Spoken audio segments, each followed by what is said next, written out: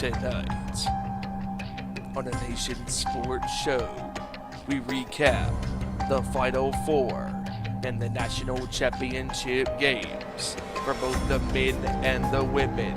Plus, we bring to you the latest breaking news of the National Football League, the NBA. And joining us tonight is our very own hijacker Mike, along with some special guests. Join us tonight as we rant, we rave, we got something to say. Tonight, we rage against the machine because last week news came down that the Oakland Athletics are no more. The Athletics will be playing in Las Vegas. However, starting in 2025, the Athletics will be playing in Sacramento for 3 seasons, as the stadium in Las Vegas will be built. The honesty, the statements, the passion will be on full display tonight. This is an episode you do not want to miss. It's showtime. Turn me up. Turn me up. Turn me up. Turn me up.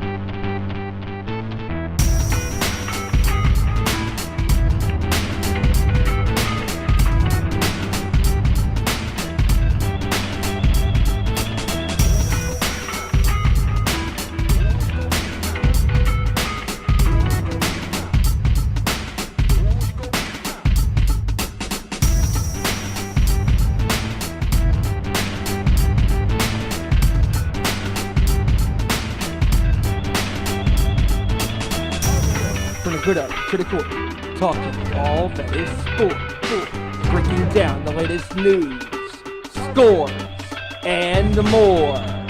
Welcome to our Nation Sports Show.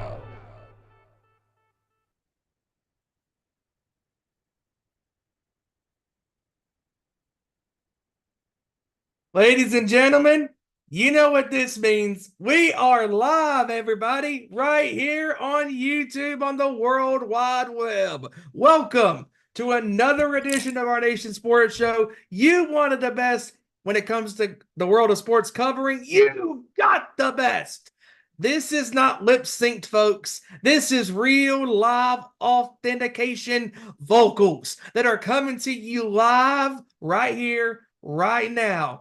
And before I get to my fine co-host for this evening here right now, we got to plug the social media platforms up first. Folks, on Twitter at @ON_sports show, Facebook and YouTube, where we are live right now, both at our Nation Sports Show and also on the old Instagram machine at ON Sports Show. And also don't forget to follow the Nation's Corner on Twitter and Facebook at Nation's Corner, and where they are live on every single Saturday, most of the times, at 7 p.m. Eastern, 6 Central, 4 p.m. Pacific. I say most of the time because this past weekend in Philadelphia, some members of the Nation's Corner crew were in Philadelphia at WrestleMania 40 weekend. Some were at the event. Some were at the event surrounding WrestleMania 40, and it was an incredible weekend of professional wrestling action. And don't forget to join the guys and gal as they return live this Saturday as they recap all the ins and the outs of WrestleMania 42 nights in Philadelphia, and an epic event that lived up to its name of being the biggest WrestleMania. As yes, folks, Cody Rhodes has finished his 2-year long story that started out in April of 22 and culminated in him winning the undisputed WWE Championship on Sunday with not one, not two, but 3 crossroads against Roman Reigns. What an epic night it was over the weekend. A great tag match between Rock, Roman, Seth, and Cody on night 1. Obviously, Rhea and Becky opened up the night. That was a great match. The ladder match was great with the tag titles on the line for both Raw and SmackDown. And of course, just an incredible night as on Saturday as well with Gunther and Sami Zayn with an epic match that lived up to the hype, and that was a great match. And night two to me was just perfect. And the Drew and Seth was great. Drew won the belt. Punk, he's getting talked trash to by McIntyre, and then obviously Punk attacked him. Priest cashes in, and he wins the belt. That is some of the great things that happened over the weekend with WrestleMania, but what the hell? We're a sports show, not a wrestling show, but we will sprinkle in some wrestling talk from sometime here in the show. But joining me tonight, he is a Washington Commanders fan. He is an Atlanta Braves fan. He's also one of my good brothers from another mother. JT, Joey Thornton, what's going on, man? What is up, everyone? Hope everybody's having an amazing Tuesday. I hope you all are staying warm or staying cool, depending on where you are out there in the world. Gotta say, though, here in the Carolinas, this is going to start bringing us some nice weather over the next few days, at least temperature-wise. But, yes, the temperatures are heating up outside, but it's nothing compared to the amount of sports that we have seen over the past number of weeks, with the NCAA tournament reaching its conclusion last night, the women's tournament reaching its conclusion on Sunday. Of course, we'll get into that in just a little bit. We got the MLB baseball hyping up. We got the NBA dwindling down its regular season, leading up to the play-in tournament starting next Tuesday, if I'm not mistaken. So, yes, the temperatures are hot outside, but the action on the inside is even hotter. So without further ado, let's get to it, baby. Absolutely. Let's get to it. And, it was a phenomenal weekend of sports. I mean, you had the championship games, you had the Final Four, but let's start with the Final Four. I mean, when you look at what went on this weekend in college ball, especially basketball, with the tournament still going on over the weekend, it was just incredible how, on Friday we had the Final Four for the women's, and then on Saturday we had the Final Four for the men. And I thought that for the most part, the Final Four lived up to the hype, especially on the women's side. I mean, the women's side was phenomenal, highlighted by UConn and Iowa in that game. And Caitlin Clark struggled during that game, only having 21 points in that game. But Hannah Stolke picked up the pieces and had 23 points in that game, including a double-double. Caitlin nearly had a triple-double in that game, 21 points, 9 rebounds, 7 assists. And they went on to go to the championship game. Obviously, South Carolina dominated NC State early on in the night on Friday. And then Saturday, and then the championship game on Sunday for the women's side. I mean, dude, I know South Carolina was a tough team all year long. They were 37-0 going into the game. But there was only one player I thought that had a chance to beat South Carolina, and that was Caitlin Clark. But that did not happen. South Carolina was just too much. They dominated later stages in this game, especially in that third quarter leading into the fourth quarter. But, man, I mean, Caitlin gave it her all. She gave it her all. Her teammates gave it their all. But South Carolina just proved why they have been the best women's coached basketball team for the last several seasons, including going undefeated a couple of years ago, winning the title. And you can make the argument, Joey, that South Carolina could have been a three-peat. It's very possible because, I mean, Caitlin Clark, yes, she was unable to beat South Carolina here in the national championship, but then again, this was South Carolina getting their revenge because it was that same Caitlin Clark that actually beat South Carolina last year, giving them their only loss and not letting them go undefeated. Because, I mean, think, if you have a team that goes, let's just throw a random record out there, 36-1 for a whole season, you would think a team like that would win a national championship, right? That's right, but sometimes that's not the case, and that was that the one case loss last could year. be that one loss could be in the Final Four, and that's what it was last year for South Carolina. It was, It was, but South Carolina behind Dawn Staley was able to redeem themselves. Um, South Carolina, I believe, is going to be a threat for years to come. And it's possible they could do the same success next season. In regards to one certain men's team that was able to repeat. But of course, Yeah. we'll get to that in just a little bit. But yeah, I mean, you can really make the argument that Caitlin Clark had the best chance to beat South Carolina for a second year in a row, this time meeting in the national championship.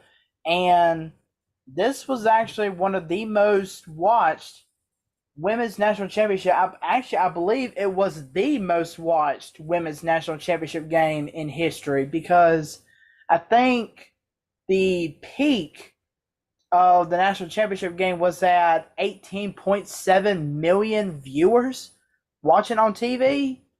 That is absolutely incredible.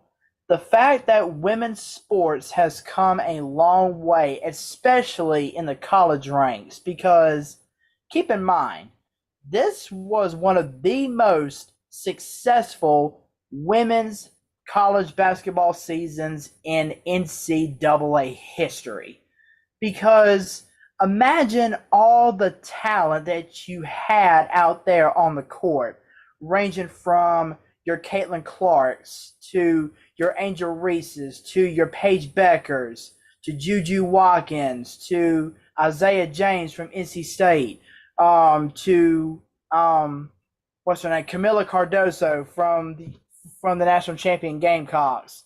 You had all these amazing women just go out there and play the games of their lives. Now, obviously, only one of those players was able to walk away with a national championship. That, of course, being Cardoso from South Carolina. But you can't deny the talent that the women had on the court in this entire year. And a lot of those players, two of them that I know of right offhand, those being Caitlin Clark and Angel Reese, are no doubt going to be top 10 picks in the WNBA draft, which I believe is coming up next week, if I'm not mistaken. It's amazing how she's graduating from Iowa, Caitlin Clark is, and she's going to be in the WNBA just like that. Exactly. And you know, you got to give credit where credit is due. I mean, the South Carolina Gamecocks women basketball team is one of the greatest coach teams in all of sports.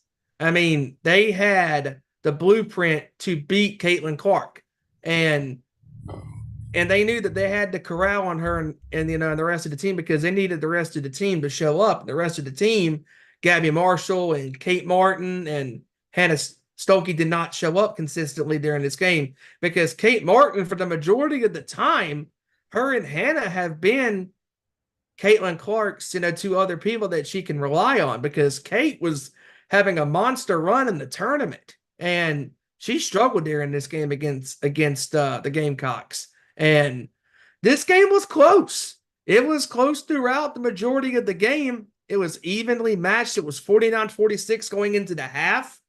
You know, it's up and down, lead changes, ties during the first half. And then that third quarter, late stages in the third quarter into the fourth quarter, South Carolina just made a run, and Iowa was missing some easy shots. They were missing some threes. And when you start missing more than making, you're going to get behind the eight ball, and that can get you in a lot of trouble and a lot of catching up they had to do. And for a second straight week, or should I say a second straight game, Iowa was held to at least 70 points and under their average of over 90 and change. I mean, you got to give credit where credit is due, because Paige Becker and the Huskies on Friday, they had the blueprint to beat this team. But unfortunately for UConn, them having a limited roster during that game, you know, as far as healthy players, only have 5 or 6 people in the rotation that are playing consistently. Eventually, you know, when those injuries that had happened early on in the year, they're going to mount up, and you can only go but so far with that many players. Because I'm telling you, if UConn would have won that game, I think South Carolina would have destroyed them because they didn't have a lot of healthy bodies. And you have to have a lot of healthy bodies, or at least bodies that are able to handle, because it's a long season. I mean, you know this, as we're all fans of sports. And, and going back to that UConn Iowa game, Joey, what were your thoughts on that on that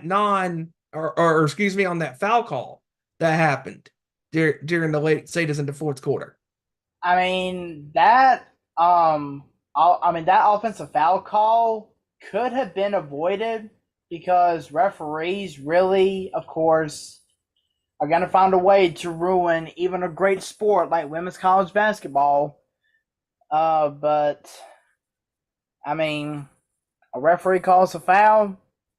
I mean, yes, we can complain, we can argue, we can fuss, we can curse, we can do whatever we want to, but it doesn't change the fact that yes, the referees may have been wrong, but a referee is there for a reason.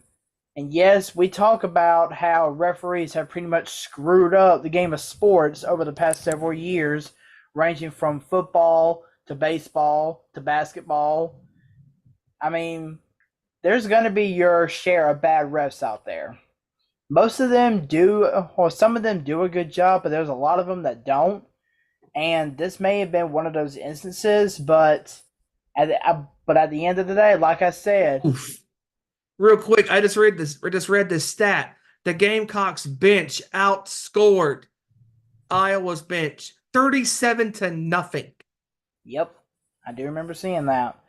But yes, I mean, at the end of the day, like I said, we can always complain and whatnot about a bad call, a no call, or a call that shouldn't have been made. But at the end of the day, you can't change the result. So, I mean, there's not really much you can say. Exactly.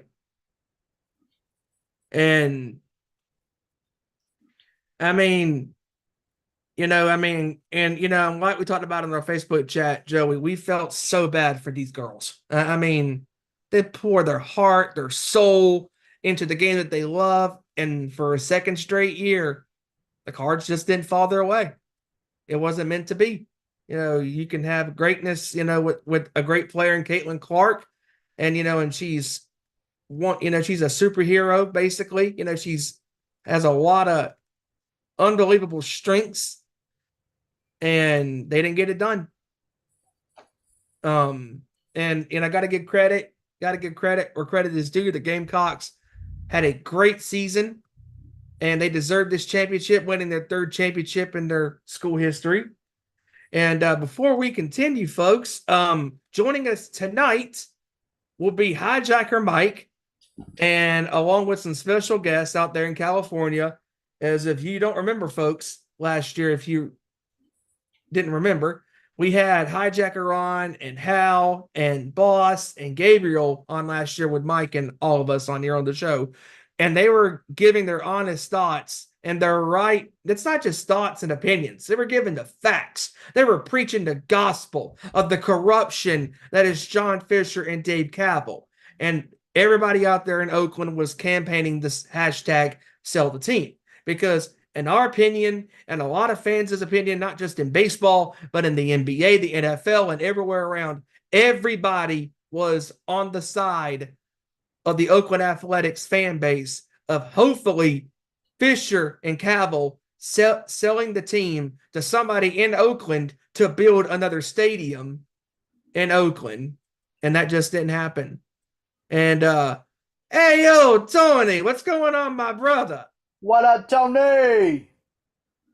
Throwing up the horns up there in the chat. What's up, man? Glad you had a great time up there in Philadelphia with the crew. And,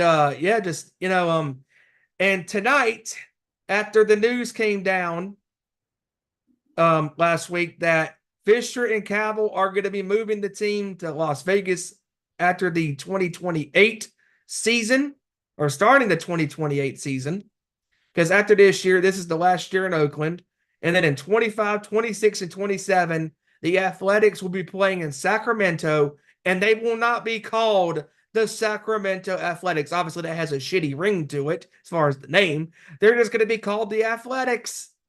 And Sacramento people are celebrating, going, yay, we got the Athletics in Sacramento. Yeah, temporarily you do. You don't have the team permanently because them corrupt goons of Fisher and Cabell have the team where they want them to be, and that's in Sin City. That's where they're going is into Sin City, and it's a bunch of crap. And we're going to get on to that later on towards the top of the hour when Mike joins us here tonight, along with his special guests. And that will be a lot of fun because tonight, folks, as I said in the intro, we are raging against the machine. Boom. Now that's just another bomb track. Anyways, moving on. To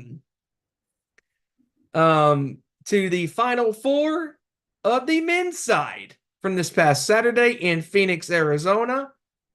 And you had NC State taking on Purdue.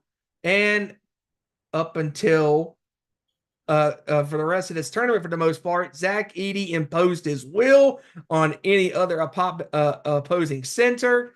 And Edey once again dominated in this game. And the Boilermakers made it back to the national championship game, or made it to the national championship game, I believe, for the first time, right, Joey? Actually, the second time. First time since 1969 when they lost. First time since 69. Yeah, first time since 69 when they lost to UCLA. That's right, that dynasty of John Wooden. Straight national championships. Yep. And, and got to give Zach Edey and the boys a lot of credit, for getting to that point, because they were on their own redemption tour. They were on their own finishing the story, if you will. Kind of motivational because they were the second team besides Virginia to lose to a number 16 seed. And they punched their ticket to the national title game. Now, this game was very close up until later stages in the second half when the Boilermakers pulled away from NC State and Burns and company. Nope. The clock did not strike midnight for Cinderella. She did not go and finish out the ball. She did not continue on. And it sucks for NC State fans that had to endure that, because to see their team, and Joey, that was one of your teams that you liked, to see one of your two teams get so close, no matter how far. And in the end, nothing else matters at that point, because they did not get to the big dance. They did not get to the big game, the granddaddy, the big championship game of college basketball for the men's side. They fell to the Boilermakers in the second half. And in the second game of the night, you had Alabama taking on the number 1 overall seed, the defending champions, the UConn Huskies. And yet again, it's like the basketball gods had the script in hand. First half, just like NC State and Purdue, was competitive. The first half during Alabama and UConn was competitive. Back and forth they went, up and down the court, and it was not to be, because in the second half, UConn dominated Alabama, and they won by double digits. Now, before we get to the national championship game, Joey, I know you have some thoughts on this, because you being a fan of both of these teams. What were your thoughts on NC State's performance in the early stages of this game? And then what do you think led to their demise? Because I think Burns and company, they just ran out of gas. They did. NC State, a lot of the shots that they were knocking down in their first set of NCAA tournament games against Texas Tech, Oakland, Duke, and Marquette, those same shots that they were knocking down in those games, they could not knock down against Purdue. I mean, State did get some open looks. DJ Horn, he was kind of being a ball hog various times throughout the game. He did lead the team in scoring, though, with 20 points, which is not bad. But, I mean, what more can I say? The clock finally struck midnight for Cinderella. and it just wasn't meant to be for NC State. It just seems like they were gassed out, especially in the second half.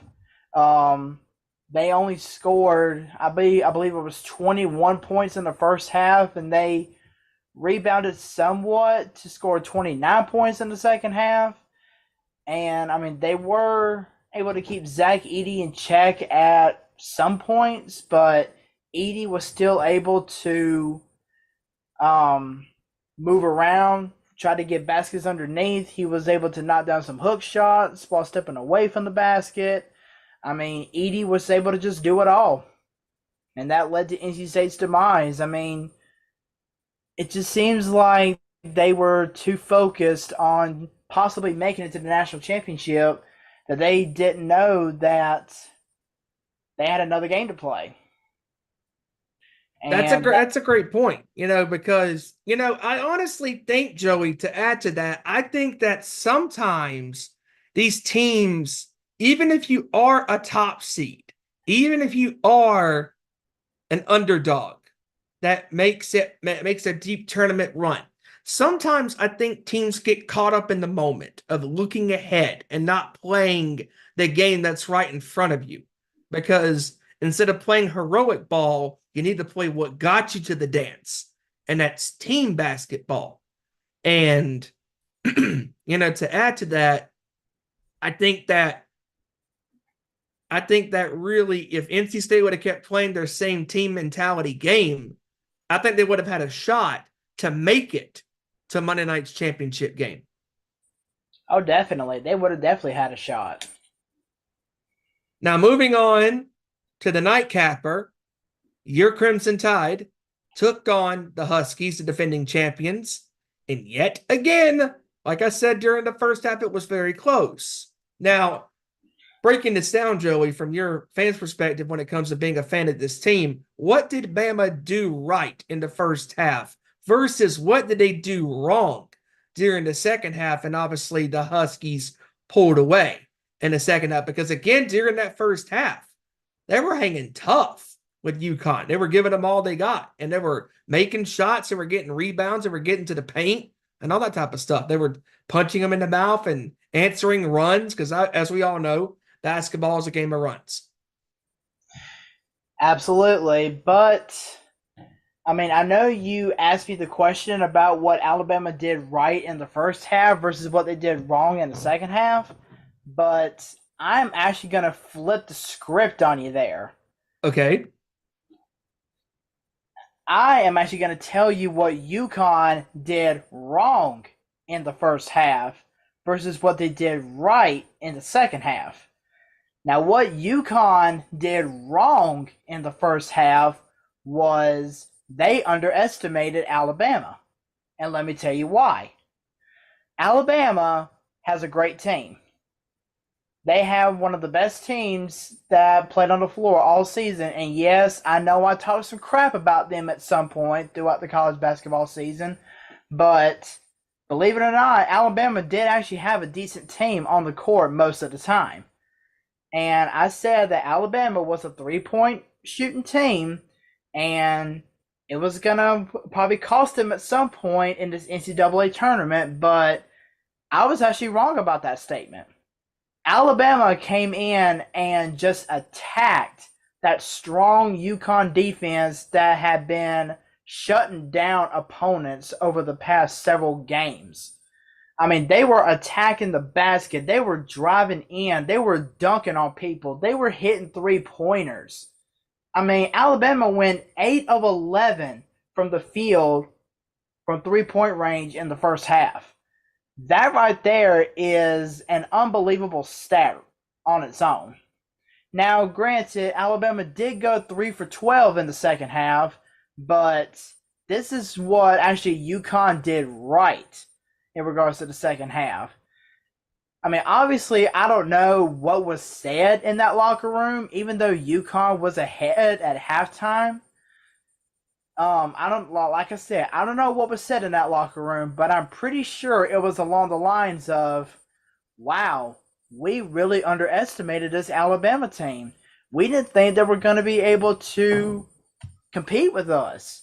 But yet, we're letting them show us up right now. So we really need to buckle down and play the defense that we have been playing over these last few games leading up to this moment and possibly try to put them away. And yes, it took a little bit of time for UConn's defense to finally kick in because Bama kept trying to compete in the second half. At one point, with like 5 minutes to go in the game was tied at 56. So, I mean, Alabama was still competing, but that's when UConn was like, okay, it's time to buckle down, it's time to play defense, and it's time to start attacking. And that's what happened, going on a 30-15 run over those last 5 minutes of the game in which UConn was able to pull away. So, I mean, That but- 30-15 run was just as bad as that 30-0 run. Yeah. Like, yeah, goodness. but to answer your question, Alabama was able to attack in the first half, and that's what kept them close in the game with UConn. But in the second half, just like NC State, it looks like Alabama just got gassed up. They did, and they made a remarkable run getting to that point, getting so close in the tournament. And the national title game was set in stone. 2 number 1 seeds on Monday night in Phoenix, capping off who was going to be the number 1 seed to hold the title. And once again, for a second consecutive year, the UConn Huskies are back-to-back NCAA men's champions in basketball for 23 and 24. Yep, for the first time since Florida did the repeat back in 06 and 07. And the way they're playing, guys, nobody is stopping them now.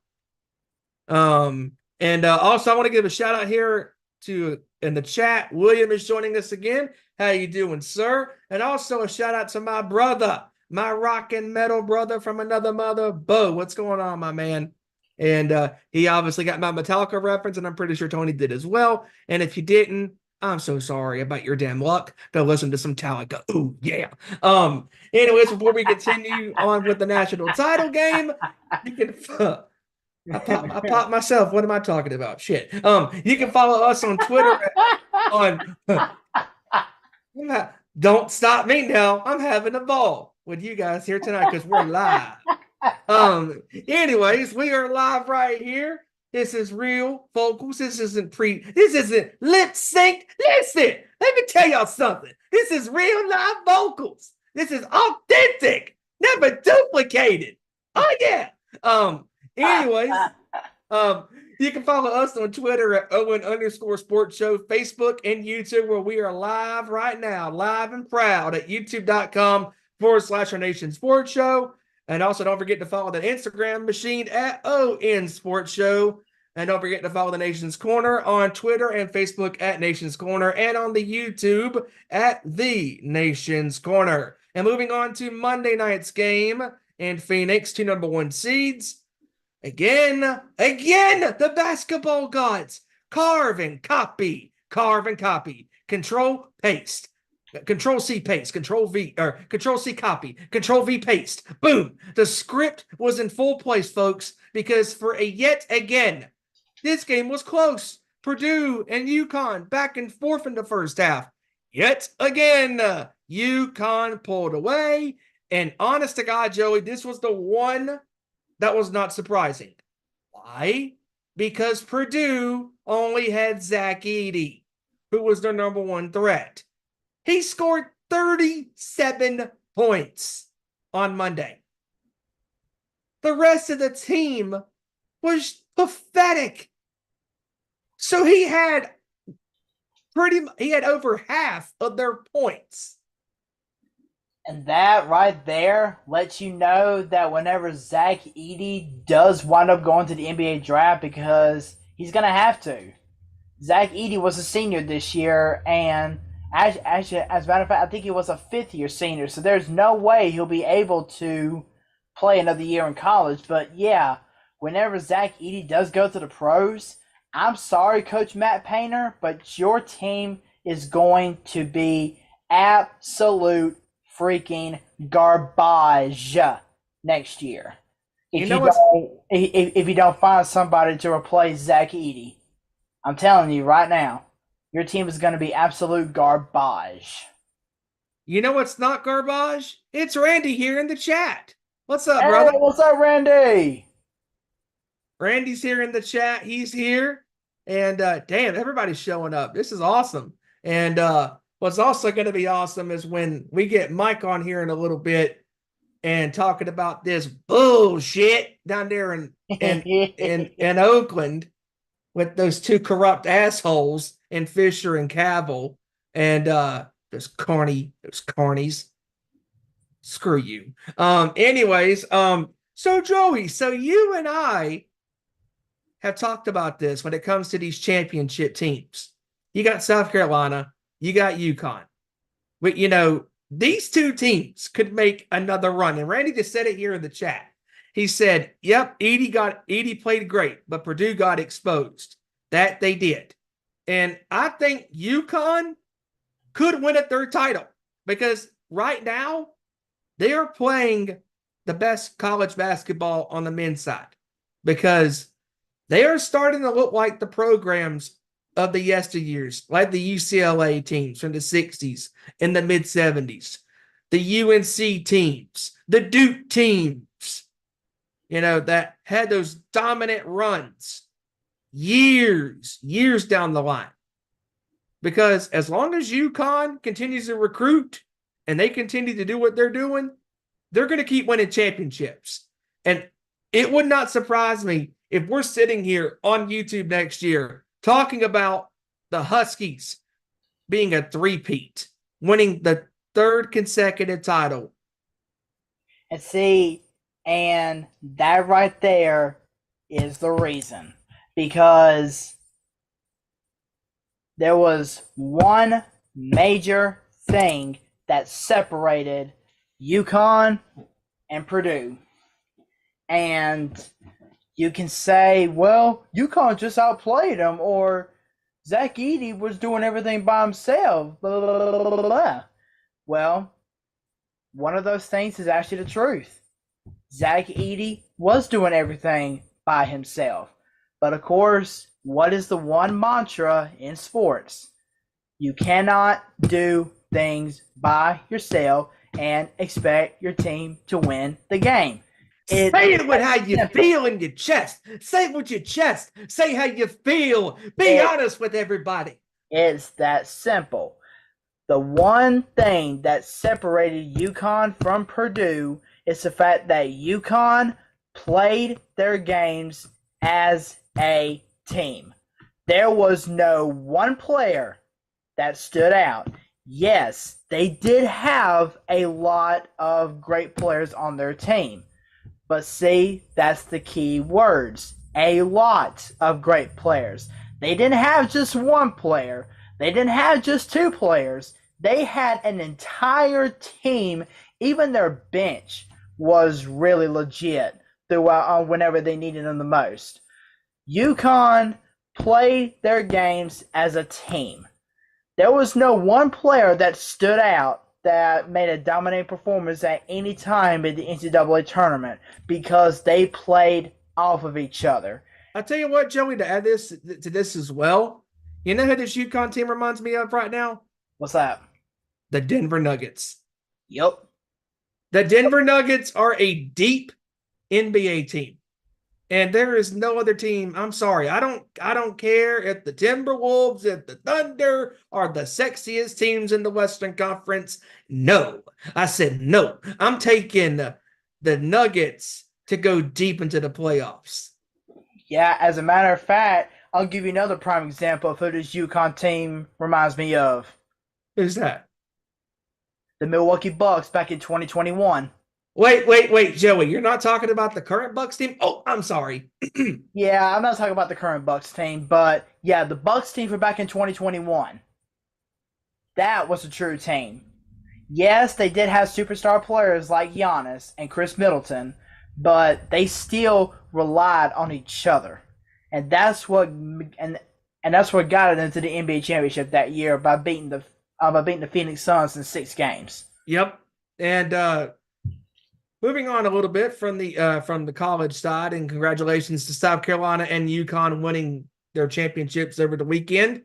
And and moving on to the NFL. Now, before we get to the athletics discussion, there is one thing that we talked about, Joey, that was very interesting, and I gotta pinpoint this to my because yesterday I got a call from one of my friends, Tara, and she said, "Dude, did you hear about this?" I said, "What?" She said, "The Chiefs could possibly be moving out of Kansas City." I was like, "You're kidding me, right?" No. And you read it yourself, Joey. That Yes, I did. and for those that don't know, explain for those that don't know what's going on. Yeah, we were talking about this in the pre-show, and at first, whenever you first told me about it, Steven, I hadn't heard anything about it because I figured that something that major would let ESPN do some reporting on it. But as of this point, ESPN has not done any reporting, but I was able to do some research on it myself, and come to find out, the Chiefs' future in Kansas City is seriously in doubt because there was a vote that went around, and in that vote, it was pretty much saying that if you agree to raise the sales tax, or if you agree to use, if you agree to have the sales tax go towards renovations for the Kansas City Chiefs Stadium, as well as a new baseball stadium for the Kansas City Royals, then just basically put yes or no, and the vote failed. I mean, I get the fact that nobody wants to have an increased sales tax. I get that. But when it's going to be put to good use, because, not going to lie, Kauffman Stadium has been the home of the Kansas City Royals for so many years. But even then, the place is starting to fall apart. It's that simple. I mean, granted, they have one of the best baseball stadiums still out there, mainly because of that amazing waterfall that they have out there in right center field, which is mesmerizing, by the way. I've never seen it up close, but it'd be nice to, because I do love waterfalls. Anyway, the fact of the matter is, this vote did not go through. Just whatever you do, just don't go chasing waterfalls, Joey, please. Don't worry. But anyway, yeah, as I was saying, this vote did not go through, which means that the Kansas City Chiefs Stadium is still going to remain the same, just like the Kansas City Royals still going to be playing inside Kauffman Stadium. And yes, stadiums are meant to last a very long time. But every once in a while, there could be some faults. There could be some, what's the word I'm looking for? Repairs. There you go. Renovations. Repairs, renovations that need to be made. And sometimes that can mean an increase in something, whether it's sales tax, whether it's just paying taxes in general.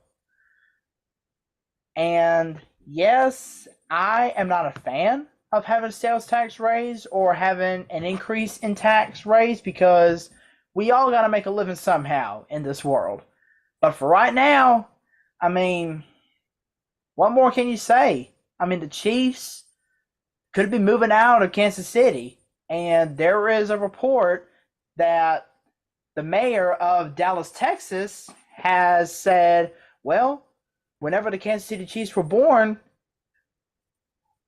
they played here, or they played their games here in Dallas, Texas. So, I mean, why not bring them back to the place where they were born, or where the team franchise was created? Which I will say that if that were to happen, I mean, there's a fat chance it will, but if it were to happen, then Dallas could finally see some Super Bowl championships coming their way. But it won't be from their Cowboys. It won't be from the Cowboys, because Dak Prescott ain't going to be giving the Cowboys a championship anytime soon. And that's not a prediction. That is a spoiler. Yes, and See what I did and there? and of course you gotta throw in the fact that Dallas has had one of, excuse me, they've had one of the. I swear I can't. Dallas has had one of the worst NFL off seasons to date. I'm telling you, they were able to get Eric Kendricks to sign on a 1-year deal, but that's pretty much the only player that they have brought in, because they have lost like 5 or 6 others, including Tony Pollard, who said, "F you, Dallas, I'm going to a place where I'm needed, where they'll actually pay me some money to be." I still think it's To be funny a that halfway decent possibly he running could be going back. back to that. Ezekiel Elliott, our favorite center in the NFL, could be going back to the Cowboys.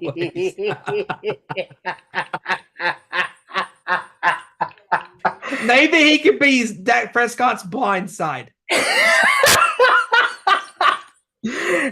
Oh, and Tony, if you're still watching this game, if you're still watching, then we're sorry, but we cannot stop laughing at these Cowboys. We're gonna be laughing at them for years to Hey, come. at least Tony is an honest Cowboys fan. He's not when they goes, oh my God, they're going to the Super Bowl. He's not one of those things, one of those fans. But I tell you what, Thank goodness you're not one of them fans. it would be interesting to see if the Chiefs did move from Kansas City back to Dallas, because if that's the case, that's the only success Dallas will have seeing championship rings, and that's with Patrick Mahomes, not with Dak Prescott. Nope. And again, that's not a prediction. That is a spoiler. All right, Paul Heyman. Greatest Hall of Fame speech in the history of WWE in the Hall of Fame. Yeah. That was fantastic. But yeah, folks, Hijacker Mike should be joining us here in a few minutes. It's going to be incredible, what's going to be going down here tonight, as we have some special guests joining Mike, and that we're going to be on here talking about the Oakland Athletics move from Oakland to Las Vegas eventually. That will happen in 2028. And for the next 3 years afterwards, they're going to be playing in Sacramento. And then they're going to be leaving Sacramento. Sacramento, there they go. And for those that don't know what that is a reference to, that is The Rock using the Kansas City, Here We Come song in a parody in one of his rock concerts from 2003.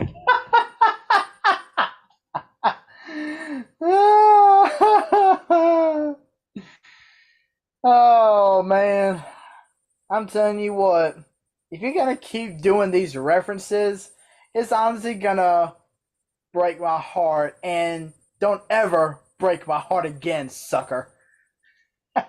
If I keep doing these references, we're going to be up all night. We're going to be on until about 5. We're going to be up till about 12 o'clock, 1 o'clock in the morning. We can't be having that. We can't be putting our viewers to sleep. Come on. Exactly. We can't be doing that. Come on. Oh, exactly, because this was, of course, before I came onto the show.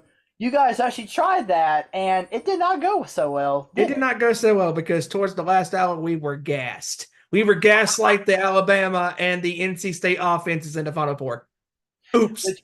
Which, by the way, that episode that you got, or that you're talking about, or that we're talking about, in case you guys don't know, was an idea that somebody had to broadcast the entire first round of the NFL draft.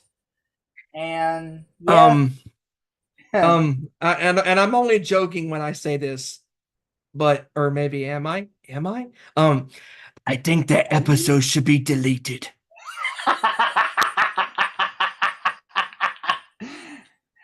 I'm telling you what, I am on one tonight. I am on one tonight. No, that will not be. Wait a minute. Did you say that episode needs to be deleted? Yeah. Delete. Oh boy. No, I'm only kidding. I'm only kidding. We got to keep it in the archives, man. Come on. We got to keep it in the archives, man. But yeah. Speaking of the archives, we really got to find out when Kevin dropped one of the best one-liners in sports history when he said CD Lamb can't CD ball. Oh, that needs to be found. Yes.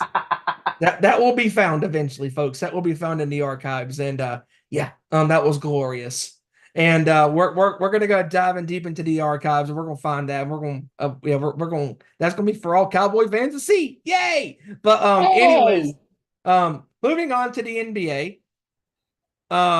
We are getting so close to the season being done, and the play-in tournament is coming around the corner, and the Nuggets seem to be one of the best teams. They keep going back and forth with Minnesota, and OKC is the top seed in the West. And just Nikola Jokic in Denver and Jamal Murray and them boys are playing some great basketball. No shocker. Oh, yeah, they are. And now, as far as the play-in tournament is concerned, and that's coming up here very soon, who do you think, Joey, has the best shot at getting these last two spots in the East and the West as the 7th and 8th seeds? Well, let's see. I'm looking at the standings right now for the NBA, and yep,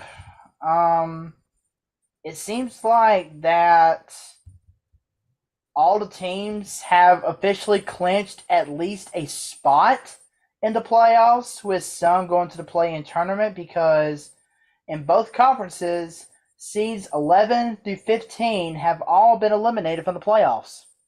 Mm. So let me see. I mean, we got some interesting races going on right now. As a matter of fact, two of the spots in the play-in tournament have officially been clinched, and that is the 9 and 10 teams, and they are the 9th seed is the Chicago Bulls, and the 10th seed is the Atlanta Hawks. But of course, there is only one game separating them two, so Atlanta could sky past Chicago and take that 9th seed. But let's see. Right now, second place through 8th place right now, there are only 4 games separating the 2nd seed in the playoffs in the Eastern Conference from the 8th seed.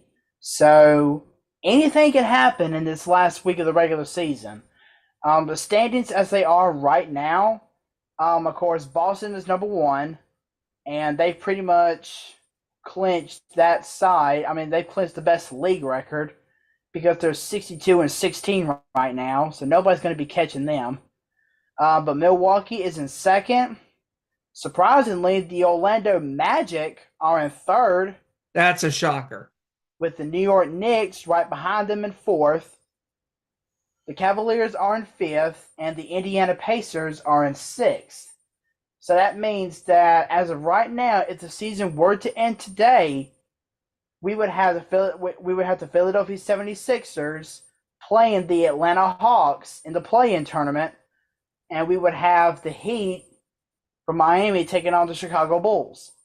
But of course, anything can happen at this point. And in the Western Conference, it is very, very competitive right now because the Timberwolves and the Nuggets are tied for first place right now in the West. And the Oklahoma City Thunder, who are in 3rd place, are only 1 game behind both the T-Wolves and the Nuggets. The LA Clippers find themselves in 4th place, 3 games behind Oklahoma City. You got the Dallas Mavericks in 5th place and the Phoenix Suns in 6th place.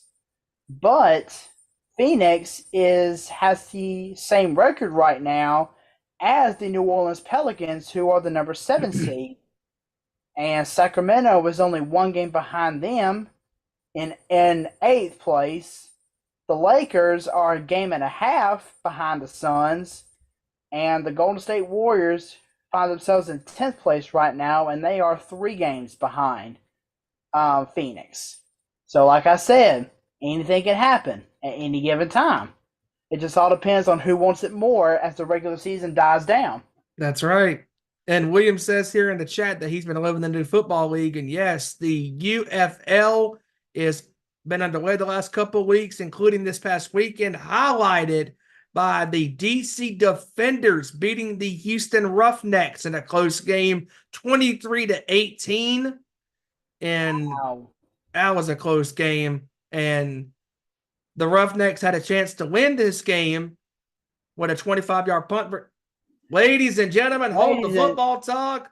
Joining us right now, Nation Fight Nights host. He is also the video producer for the Nation's Corner, for our Nation Sports Show. He does the fine music for both of these shows. He is one of our good brothers. He is a passionate sports fan, and he's representing all things athletics up until this bullshit move last week. He is our brother. Hi, Jacker Mike. What's going on, man? And not to mention, he is also the host of his YouTube show, Smoke in the Bay. That's right. Thank you for reminding me of that. Smoke in the Bay. He's doing that as well. As I'm puffing on a cigar. Yeah. What's up, y'all? What's Sitting going on, there man? puffing on a cigar, just relaxing before I go into work at the lounge tonight. Got some friends coming in shortly to join us and give everybody a little update around the country on this Oakland A's situation and what's going on, how we feel, and what we're going to try to do about it the best we can. Yeah, because this is ridiculous. So Mike, for those that don't know, who will be joining us here tonight? Tonight, I should have Hal the Hot Dog Guy and Gabriel, which both joined us for the reverse boycott last year in June. Right. I should have Brian and I believe Rob from the Last Dive Bar, which are a group that put on the reverse boycott and also put on the opening day boycott. And then we should have Denny from the Oakland 68s, who also was a part of that as well. All righty. Am I forgetting anybody? I think that's 1, 2, 3. And Boss Man from A's Fan Radio, who was with us last time as well. He should be on with us as well. Everybody should be jumping in between 5 and 5:10. 8:10 your guys' time. So with that being said, Mike, I will let you run with that because I know you got a lot to say. I mean, I'll say a little bit because I don't want to say too much until those guys get in. But, in a way, we kind of sit here and feel we knew that this was going to happen. And it sucks because what you feel and what you know are two different things. And we know this owner, John Fisher, is running out of money. He is not getting any backers in Las Vegas to follow him or jump on board with him at the moment. And he lost a ton of money during the pandemic in his Old Navy, Banana Republic, and what's the other one? Old Navy, Banana Republic. I'm drawing a blank. Old Navy, Banana Republic, and there's another one, Gap, Baby Gap. He had all three of those, and he lost big money in those during the pandemic. He went from $54 a share down to $7 a share, but I haven't checked it in a few months, and I'm not sure where he's at this moment. So in my opinion, and a lot of us, we think he's struggling for money to move forward with the stadium. That's why he backed out of Oakland and the Howard Terminal project, because he didn't have the $1 billion fully on his side like he did in 2018, 2019, when this plan was started and put forward to be put together. Unfortunately, the pandemic hit, but that didn't stop this clown from trading away our talent, letting talent go. Did you guys know shortstop Marcus Semien, who now is second baseman for, where did he go? I think he's with Texas the Blue right Jays. now. He was with the Blue Jays. I think he's with Texas now. I believe he signed a big deal with Texas and won the World Series with them last year.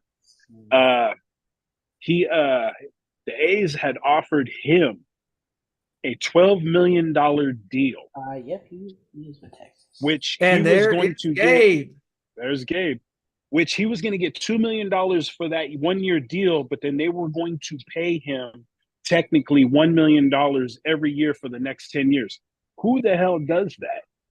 Who pays a person over 10 years for 1 year on a $12 million contract.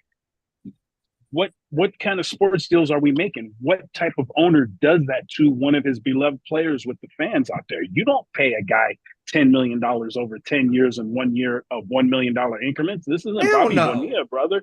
This is not Bobby Bonilla with the Mets. Yeah, I was about to say Bobby Bonilla all over again. It, and it sucks because this is what the fans had to deal with. The A's re-signed Crush for a 2-year deal for $52 million. He unfortunately got hurt that year, never really recovered. It's not his fault. Things like that happen. They were supposed to re-sign Matt Chapman that year, but they never did. They ended up trading him off. Then they ended up getting rid of Olsen. They ended up dumping everybody off 2 seasons ago.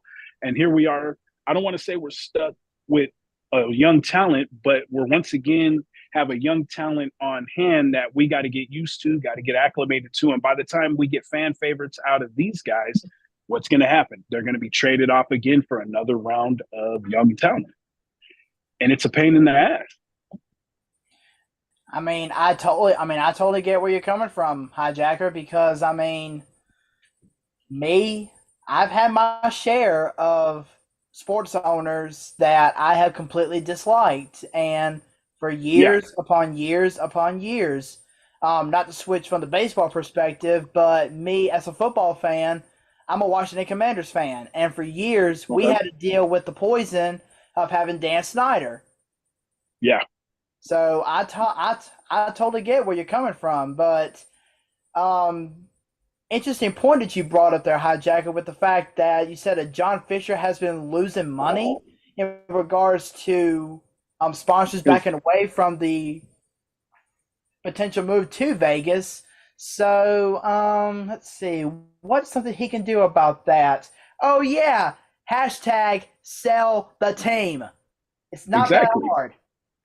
And Gabe is joining us here as well. And, and you guys down there in California have been doing a great job at standing up for your, for your fandom of this team that you have been fans with through the good times and the bad times, the ups and the downs, because every sports team goes through this. And it's just ridiculous. Like when you guys were on back on June 6th of last year, and you guys were being open and honest about what you guys have been dealing with Cavill and Fisher down there. And Dave has lied to everybody down there. Fisher has lied to everybody down there in Oakland saying, oh, we believe in Oakland. We're here to stay in Oakland. That's a bunch of bullshit. Yeah. He made us believe for years. This started in what? Hey, Gabe, you there? Or you out at the moment? I'm here. Okay. Hold on. No, I just wanted to ask you, if you're busy, I just wanted to ask you, when did the Rooted in Oakland slogan take over? Was that 17 or 18? Because I know Cavill came in 16. I want to say that was 17. Okay, so 2017, we've had the Rooted in Oakland slogan. Howard Terminal popped up, and everything was based around it. I understand you got to jump through hoops. You got to get everything taken care of. You got to do the environmental health report. They went as far as having Brody Brazil and Dave Cavill stand on a home plate in the middle of Howard Terminal where home plate would have been, and they took a picture together there saying this is exactly where home plate is going to be. And you kind of just, as soon as the pandemic hits, dude loses money, and here's Oakland, chugging along, getting their $400 million, and you back out. You go overnight and sit there and say, hey, we're in Vegas, we're looking for this. We really knew it was a thing when Cavill was out there for the Stanley Finals in a hockey game, filming and cheering along with the crowd out there during that game. That, to me, was the start of where it's like, oh, shit, we got a fight on our hands, and it's going to be a pain in the ass, and we're not going to let go until something happens. In my opinion, Sacramento, okay, whatever. Las Vegas is not a done deal. It's not done until there's a shovel in the ground. They still don't have plans. They still don't have a site and location set for this just yet. Am I missing something, Gabe? Is there something I'm talking about here that I'm missing? Because, so much runs through your head when you talk about this. You get your blood boiling, and it eats you up. Just like I've known you the last few seasons. We've sat together at several games, through the ups and downs, filming on your channel. what do you have? What do you feel with all this stuff that's been going on especially the last week? I feel like it's honestly a joke, and just like how MLB and how everyone's handled this situation, it's a freaking joke. Yeah, Just it just I just wish people understand that we're not watching the same thing. Like I understand that when I say that, it means like we're not watching the same game here. We're not in the same realm. We're yeah, not dealing with the same issues. And it's one of those things of I wish you could walk a mile in my shoes, because it's definitely not. We're yeah, definitely not doing the same thing here. So, yeah. one person's worrying about, oh, will Matt Chapman sign, a long term contract, and we're over here like, is our team gonna stay? So that's what an Oakland A's fan has to deal with, and I just think it's sad that this is even a thing.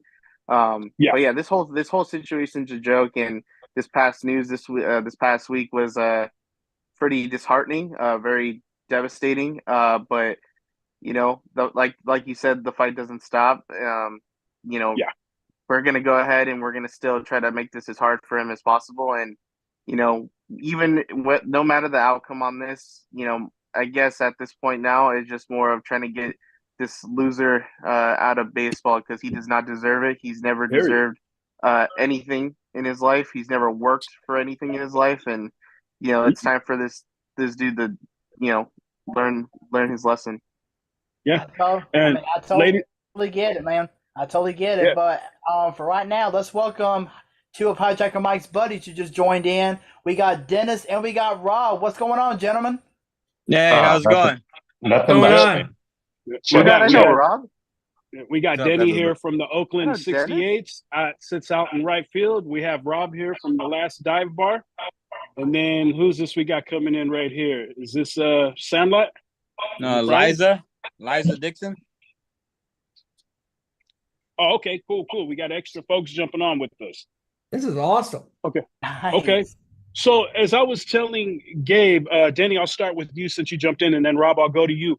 This last week, the news that we got last Thursday, what did you feel? And tell something that you don't think the world knows what's going on that we see day in and day out here in the Bay Area. Well, honestly, I really wasn't that disappointed by it. I really wasn't as upset as a lot of people are. I mean, don't get me wrong, it does piss me off, but just the totality of the whole situation already pisses me off. So it's kind of hard to piss me off even more. Just the fact we're even in this position to begin with, I'm already super pissed, and that hasn't subsided one bit since last April. I'm always going to be super pissed about this, until the day I die. Yeah. But I think really I've been focusing the whole time on if you can actually get the financing in Vegas. That's what I think is the biggest thing that I keep coming back to. Like, people keep saying he's looking for investors and nobody's jumping on board. So that's the one thing I keep looking at, is that might be the big deal breaker if this thing goes under. So, honestly, until I hear news on that, I try not to react to certain things too much. Shovel in the ground, right? It's funny because that actually answers your second question as well. I think that's something that a lot of people don't realize what's going on, is that, from what I keep hearing, he's still trying to get interested investors and nobody's biting. And I don't think a lot of people realize. And also to add to this as well, real quick, before you guys continue, the thing that also jumps at me is that being in Vegas, during that summertime, it is going to be hot as hell. It's going to be, the heat's going to be bad down there. Nobody wants to sit in 110, 115 plus degree weather, dry heat, and the traffic, obviously, as we all know that have been to Vegas, it is horrible down there in Vegas. And it's going to be even worse trying to get to a baseball game, because nobody in their right mind wants to go spend their money and sit there in that dry heat where it's so hot, in 100 plus degree weather. And it's going to be miserable during those times. It's going to get super hot, and it's going to be super uncomfortable and very frustrating. Exactly. Rob, how about yourself, brother? What did you feel? I know you guys have done wonderful things with Last Dive Bar coming up the last couple of years, the giveaways at the Coliseums, the Friday nights, the pins. the what do you call it? When I gave you the baseball bat, the auctions. Right. What was your thought and feel on last week's news and how you've been feeling the last year? We've been going through this since the reverse boycott. Well, first thing was Steven's comments there about the 110-degree weather down in Vegas. They're just prepping them up here in Sac, man. We got 110-degree weather, no problem right here, dude. Getting all the fans ready right here, so it's all nice and pretty for them. This is true. I'm just playing. So I live out in the valley, so Yeah. I had to speak a lot between a lot of things, and obviously I want everything staying in Oakland. I was not surprised by what they're going through, what they're doing. They have like a disdain for the city of Oakland. I think for the city council or whatever they got going on, this is the most pettiest type thing I've ever seen in my life from a professional organization. I mean, it's been repeated over and over and over and over again, right? Like they keep stooping to another type of level and all this other type thing. Nothing really shocks me in what they do, and it doesn't shock me where they'll end up. Wherever they end up, it will not surprise me. Whether they end up back in Oakland, whether they actually at this point, I kind of be surprised if they do end up in Vegas more so than anything, because it looks like a clusterfuck. I don't probably pretty much. Yeah. Absolutely. Yeah, it's become a shit show out there. How many locations? What are they on? Their third possible location to build, and it's been an issue, and they keep jumping sites. Dude, they haven't even started tearing down the location they want to build at. And that's going to take time right there to tear something down, especially the Tropicana. It's going to take time to tear it down, haul that shit out of there, just to do the environmental check and make sure it's safe to build there. So we could have had Howard Terminal done a whole hell of a lot sooner than these guys are waiting to do themselves any favors out in Las Vegas. And as we got Boss from Ace Fan Radio here. What's up, Boss? How you doing, brother? Hi, what's going on, my man? Nothing much. Just getting home from work and stuff. So wanted to jump in and tap in with y'all real quick. How's everybody doing? Doing good, man. Pretty good. Yeah, doing good, bro.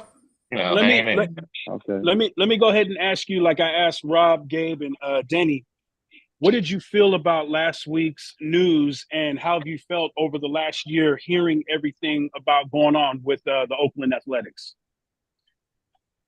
Well, it was in the paper maybe a month ago. They were saying it was a front runner as far as being a temporary location while they were trying to get ready for the desert. I mean,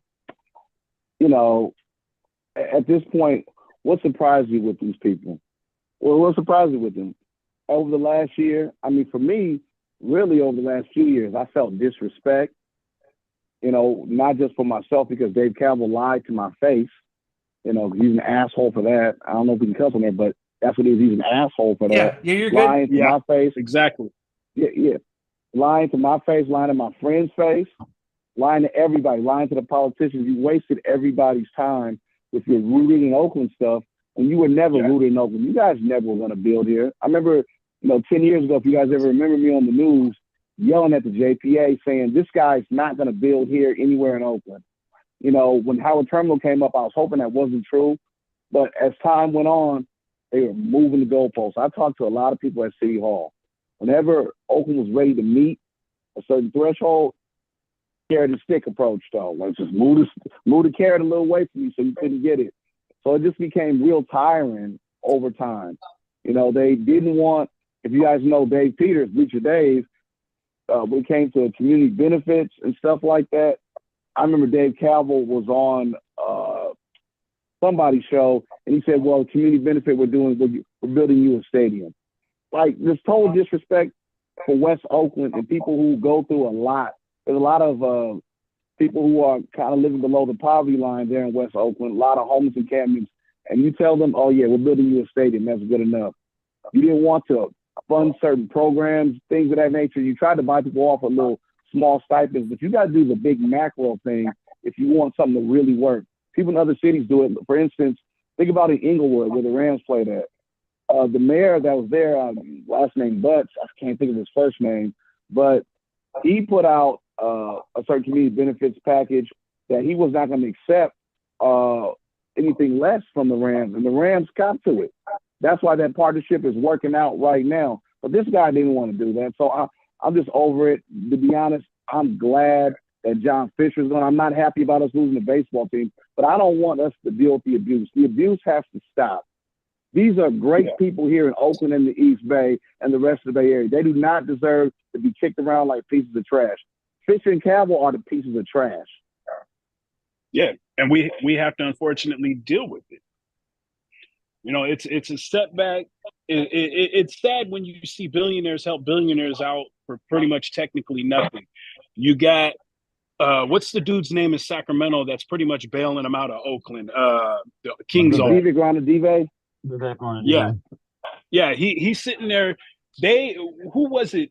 They were about to leave several years ago before they got the Golden One Center, and they were pretty much in the 11 and a half hour on their way out, got saved, but yet this clown can come in and help this billionaire bitch out and give him a way out of a city that's had this team for over 55 years. It's highly unfair. You look at the history, the fans are here. The fans will always be here. But when you put a product on the field that people shrug their shoulders and shake their head, why would they want to come to a game when you constantly have a revolving door of players? We can't even keep superstars like Ole and Chapman. I know Crush got hurt, but, you know, they let him up and walk or and whatnot. I'm afraid to see what's going to happen with Soderstrom and Geloff. I'm afraid to see what's going to happen with them because I don't think they're going to be with the team when they do finally play their next home permanent stadium, in my opinion. Denny, you have any thoughts on that? Players being lost over the years. You guys started, the Oakland 68 started the movement with the signs on the outfield wall last year. Gabe and myself in left field continued on that side with it. Last dive bar, you guys too. What do you think of the possibilities of this young squad? You know, we don't want to hurt the players on the field, but the players on the field know what's happening. Wristband gate. If you guys seen that, we have wristband gate going right now. Players have been sent down. Players are on the bench because they were wearing last dive bar merchandise.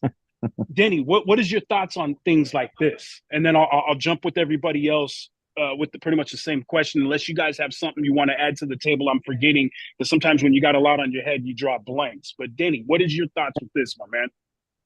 Well, you know, when it comes to wristband gay, I think that was just kind of a little joke that got a little just, you know, took on a life of its own on April Fools. I mean, there's like a small part of me that believes there may be some merit to it, but it's a very small part of me. Kind of it just realized it's more so just the Oakland A's being just, you know, doing crazy, weird shit we don't understand. Some of it is some kind of grand plan they may have, and some of it is just general incompetence at times. So I think that was just a funny joke that just kind of took on a life of its own. But, you know, just as far as in general, like what you said, you know, about the revolving door of players, I mean, for so long now, like that was always just, you know, the A's MO. Like that was always, you know, for people who followed baseball very well, they were already familiar with it.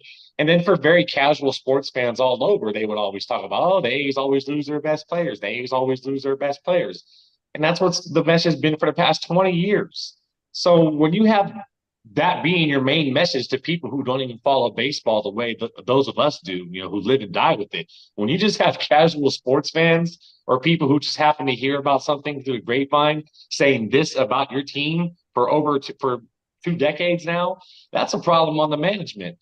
And the fact is that, you know, when you go back 2 decades, what happened 2 decades ago? John Fisher and company took over the team. They officially took over in 2005, but they were negotiating that whole sale through the year prior. So obviously they had some influence on the, you know, direction things were going after that, once they immediately acquired them. But yeah, you know, you just look at that repeated pattern of we don't give a shit about actually actively drawing fan interest.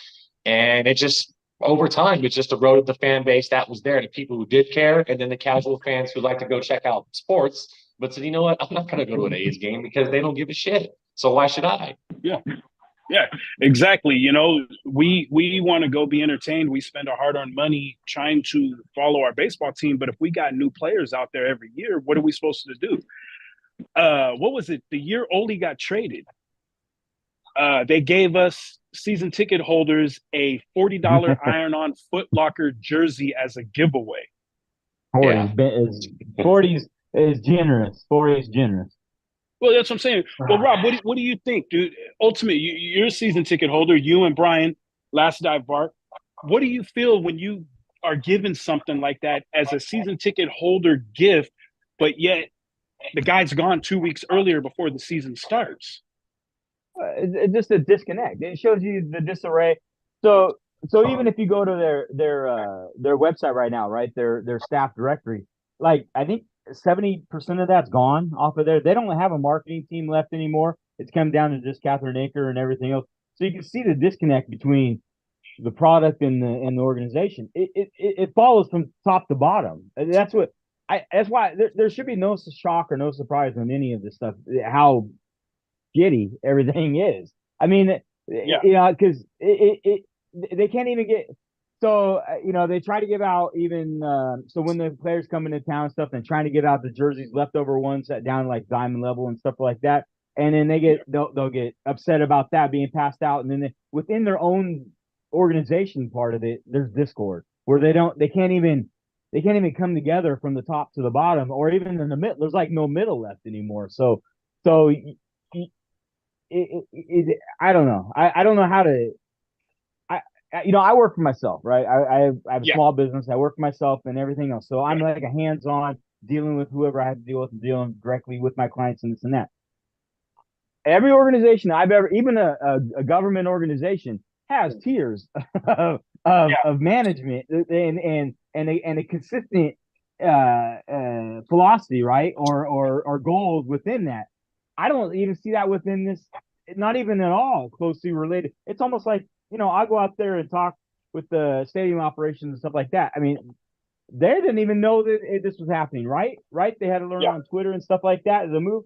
I mean, why wouldn't you talk about? I mean, I get it. They don't want to let the cat out of the bag too quick, but at least right before, say, hey, look, this is going to be announced here in the next hour that this is happening. I mean, at least have a group text message, something. I don't know, something, some kind of something. I don't know. Well, yeah. Well, Gabe, let me ask you this, because you're a very successful blogger, and you record pretty much in every home game you attend, correct? Correct.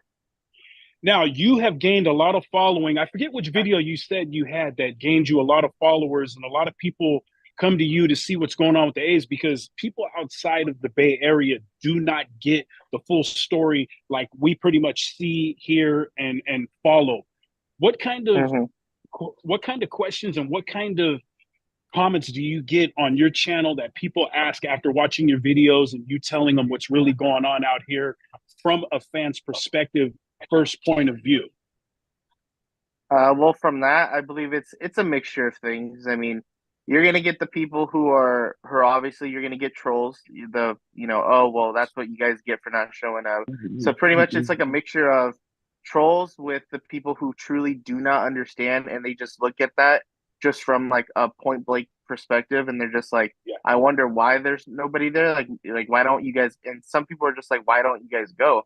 And after having to explain to them why we don't go, they're kind of like, okay, that makes sense. And then there's other people who are fans from other teams, and they're like, I'm so sorry. Like this, you guys deserve better. And they're like, they're on our side. So it's cool to see the people who look at it and they understand from, kind of, they're just like, let me be a fan and be in his shoes for a second. Like if this was my team, would I like this, or would I appreciate what they're doing? No, I would not.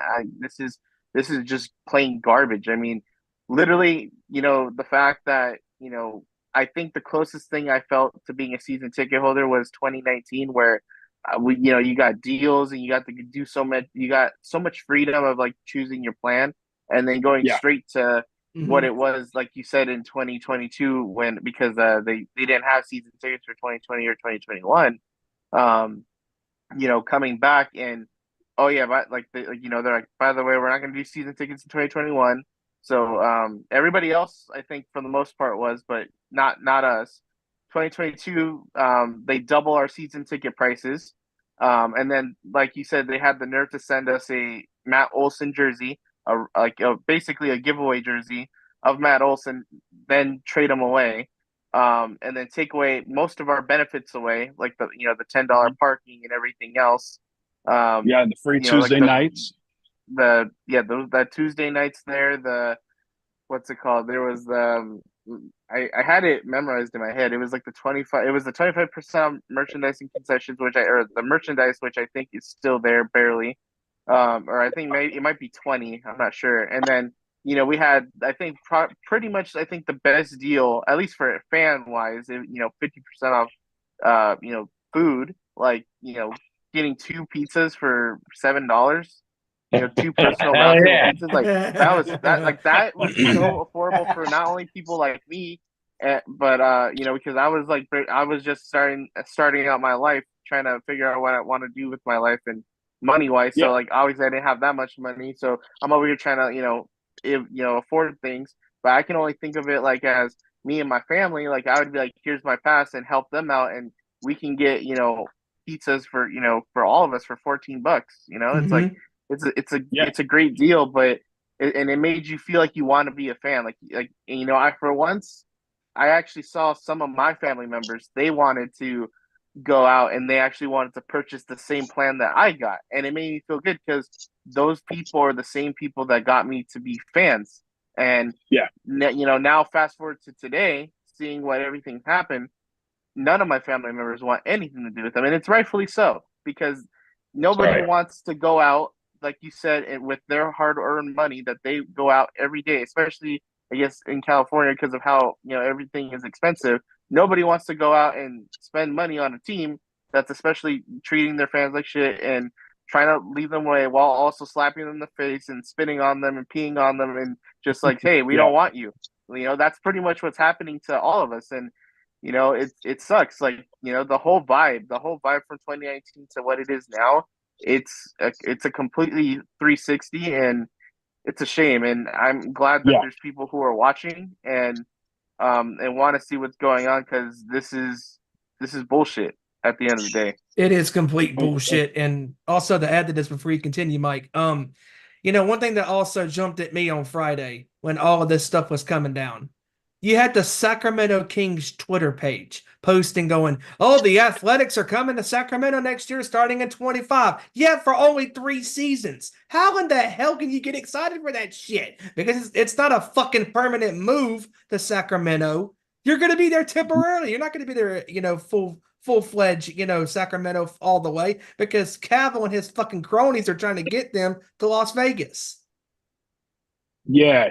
My thing is maybe one of you guys can help me out. Who in the hell is going to pay for all the renovations to Sutter Field or whatever they call it? I remember it as Rayleigh Field, but who's paying Sutter Health for Park. these? Yeah, Sutter They Health haven't Park. said Who's paying? they haven't No, disclosed it's, that it's, yet. no, it's supposed to Good be the question. A's. Supposed to be, okay, everybody, I'd like to Oh, welcome look at Brian that. Sandlot from Last Dive Bar joining the party. Hey, Brian, how you doing, brother? Good, man. How you doing? Doing up, all brother? right, man. Thanks for joining us, my man. Thank you, like I was saying with Denny and Rob and Gabriel for helping us put on the 2 biggest games. We went to one last year for the reverse boycott, and this year opening day boycott in the parking lot, which we had more people out there in the parking lot chilling with Last Dive Bar, the Oakland 68s, Gabe, everybody that showed up, the music, the food, the giveaways. It was fucking fire, bro. And I appreciate it. And I thank everybody here involved with that and helped put that together. But my man, let me ask you this. With what you've been doing, because Last Dive Bar has been a thing for what, about 3 seasons now at the Coliseum? Maybe longer. Am I wrong? Yeah, we started in 2019 and then rebranded in 2020 as Last Bar. So we started out as whatthefuckbrian.com and then it switched over to Last Bar in 2020. Yes, it started with the hands up in the outfield. What the fuck? When you threw your hands up and became a popular gift for the A's fan base when they were pissed off about something on the field of play. Well, and yeah, but also the caveat of that is we didn't do it. There was a corporation that did that, and that was the A's. Yes. So usually they cut away from moments like that, right? They have delays built into the game, so you don't have cuss words and everything. And so they purposely did that because the PR and the marketing team at the time wanted that to air because they had an idea in mind of what they were going to do. And that's where our relationship with them started, is because they were basically, they liked what we were doing and they wanted us to physically be contracted within the Coliseum and selling stuff. Got you, because you guys were doing Friday night giveaways. I remember, was that the year before the pandemic? Like, was it 19? Right? You guys were doing Friday night giveaways. Yeah, we were giving pin. Yeah, I mean, every game pretty much. But yeah, I think that was in like 2022 is when we started doing the big theme nights and stuff like that. But prior to that, yeah, it was like every Tuesday, Friday night, I would let people know if they wanted pins, come see me. And so I had a bunch of free ones and stuff like that. And then, you know, we would sell ones and stuff like that. And then we would make donation checks like all the time to the community fund. Got you. All right. Well, let me get you caught up with what I was asking everybody in the beginning when we first started. With the news last week and what we've been all doing at the Coliseum to fight this over the last year, what was your initial thought of what happened and what was said last week? We all had a feeling it was coming, but what was your personal initial thought with last Thursday's news up there in Sacramento? Yeah, I mean, I wasn't surprised. I mean, I knew it was coming. I knew they were actively renegotiating the contract, so you know, the network could basically they could still remain on revenue sharing and stuff like that, because that's a stipulation of the league to remain on revenue sharing. We knew that the broadcasting was going to be the network was going to renegotiate the contract. The wild card is we didn't know Vivek Ranadive was going to completely give them free rent and basically roll out the red carpet for them to come there. And so that was the wild card right there. And so it was a disgusting feeling, right? Because you got a guy that's supposed to be the savior of the Kings, right? That's all anti-reunification. He's all about keeping a team rooted in the community. I mean, you remember all the bullshit he was saying when the Kings were about to leave, right?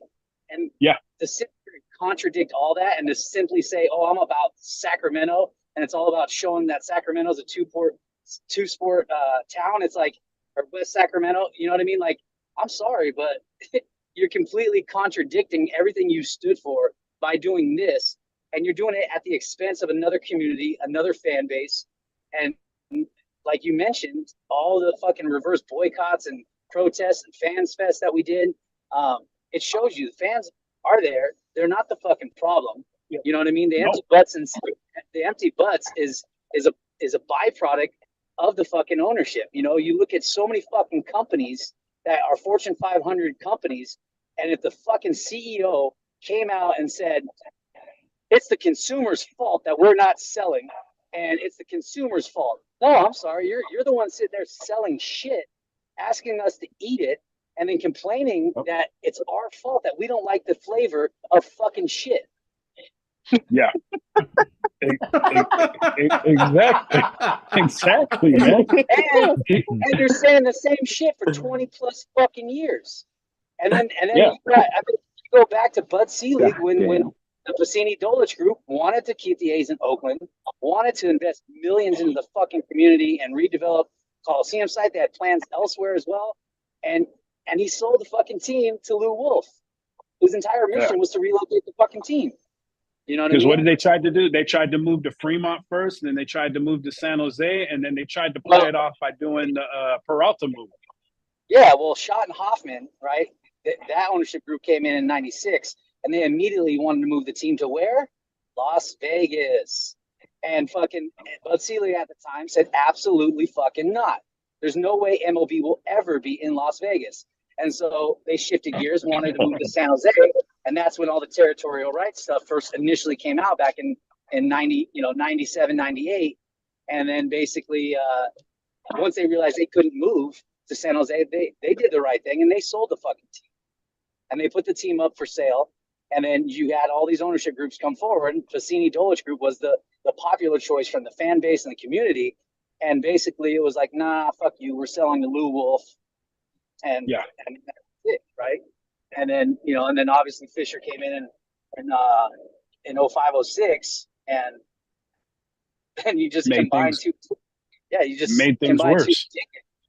It made things worse because you got a guy that's so detached from what makes baseball so special for fans. You got a guy that doesn't even know fucking a single player on his team, got to write the names on a goddamn notebook.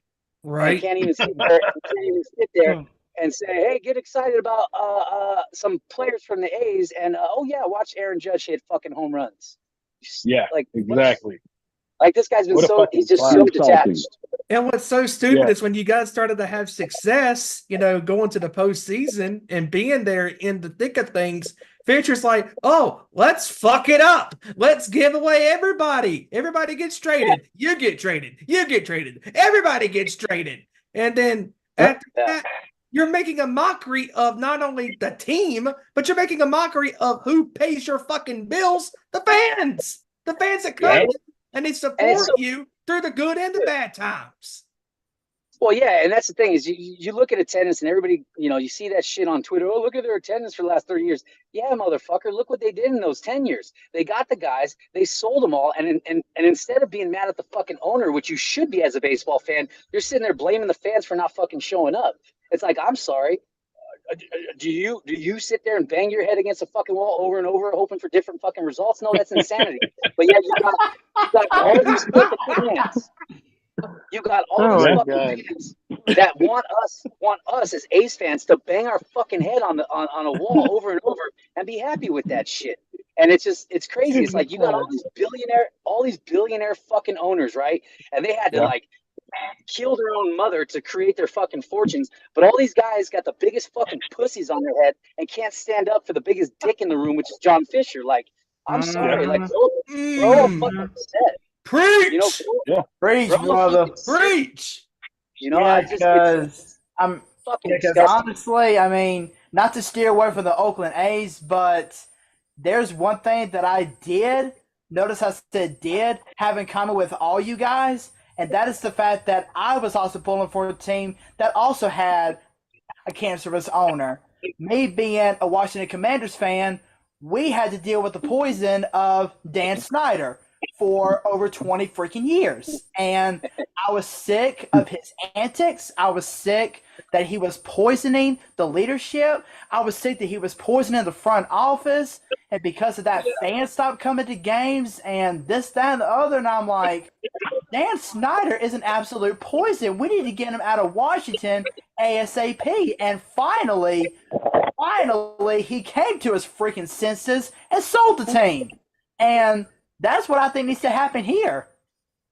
Well, we need some kryptonite, dude. We need like we need a scandal. We need him to say some racist shit or touch a fucking do something, dude. Touch a woman inappropriately. Like we need something.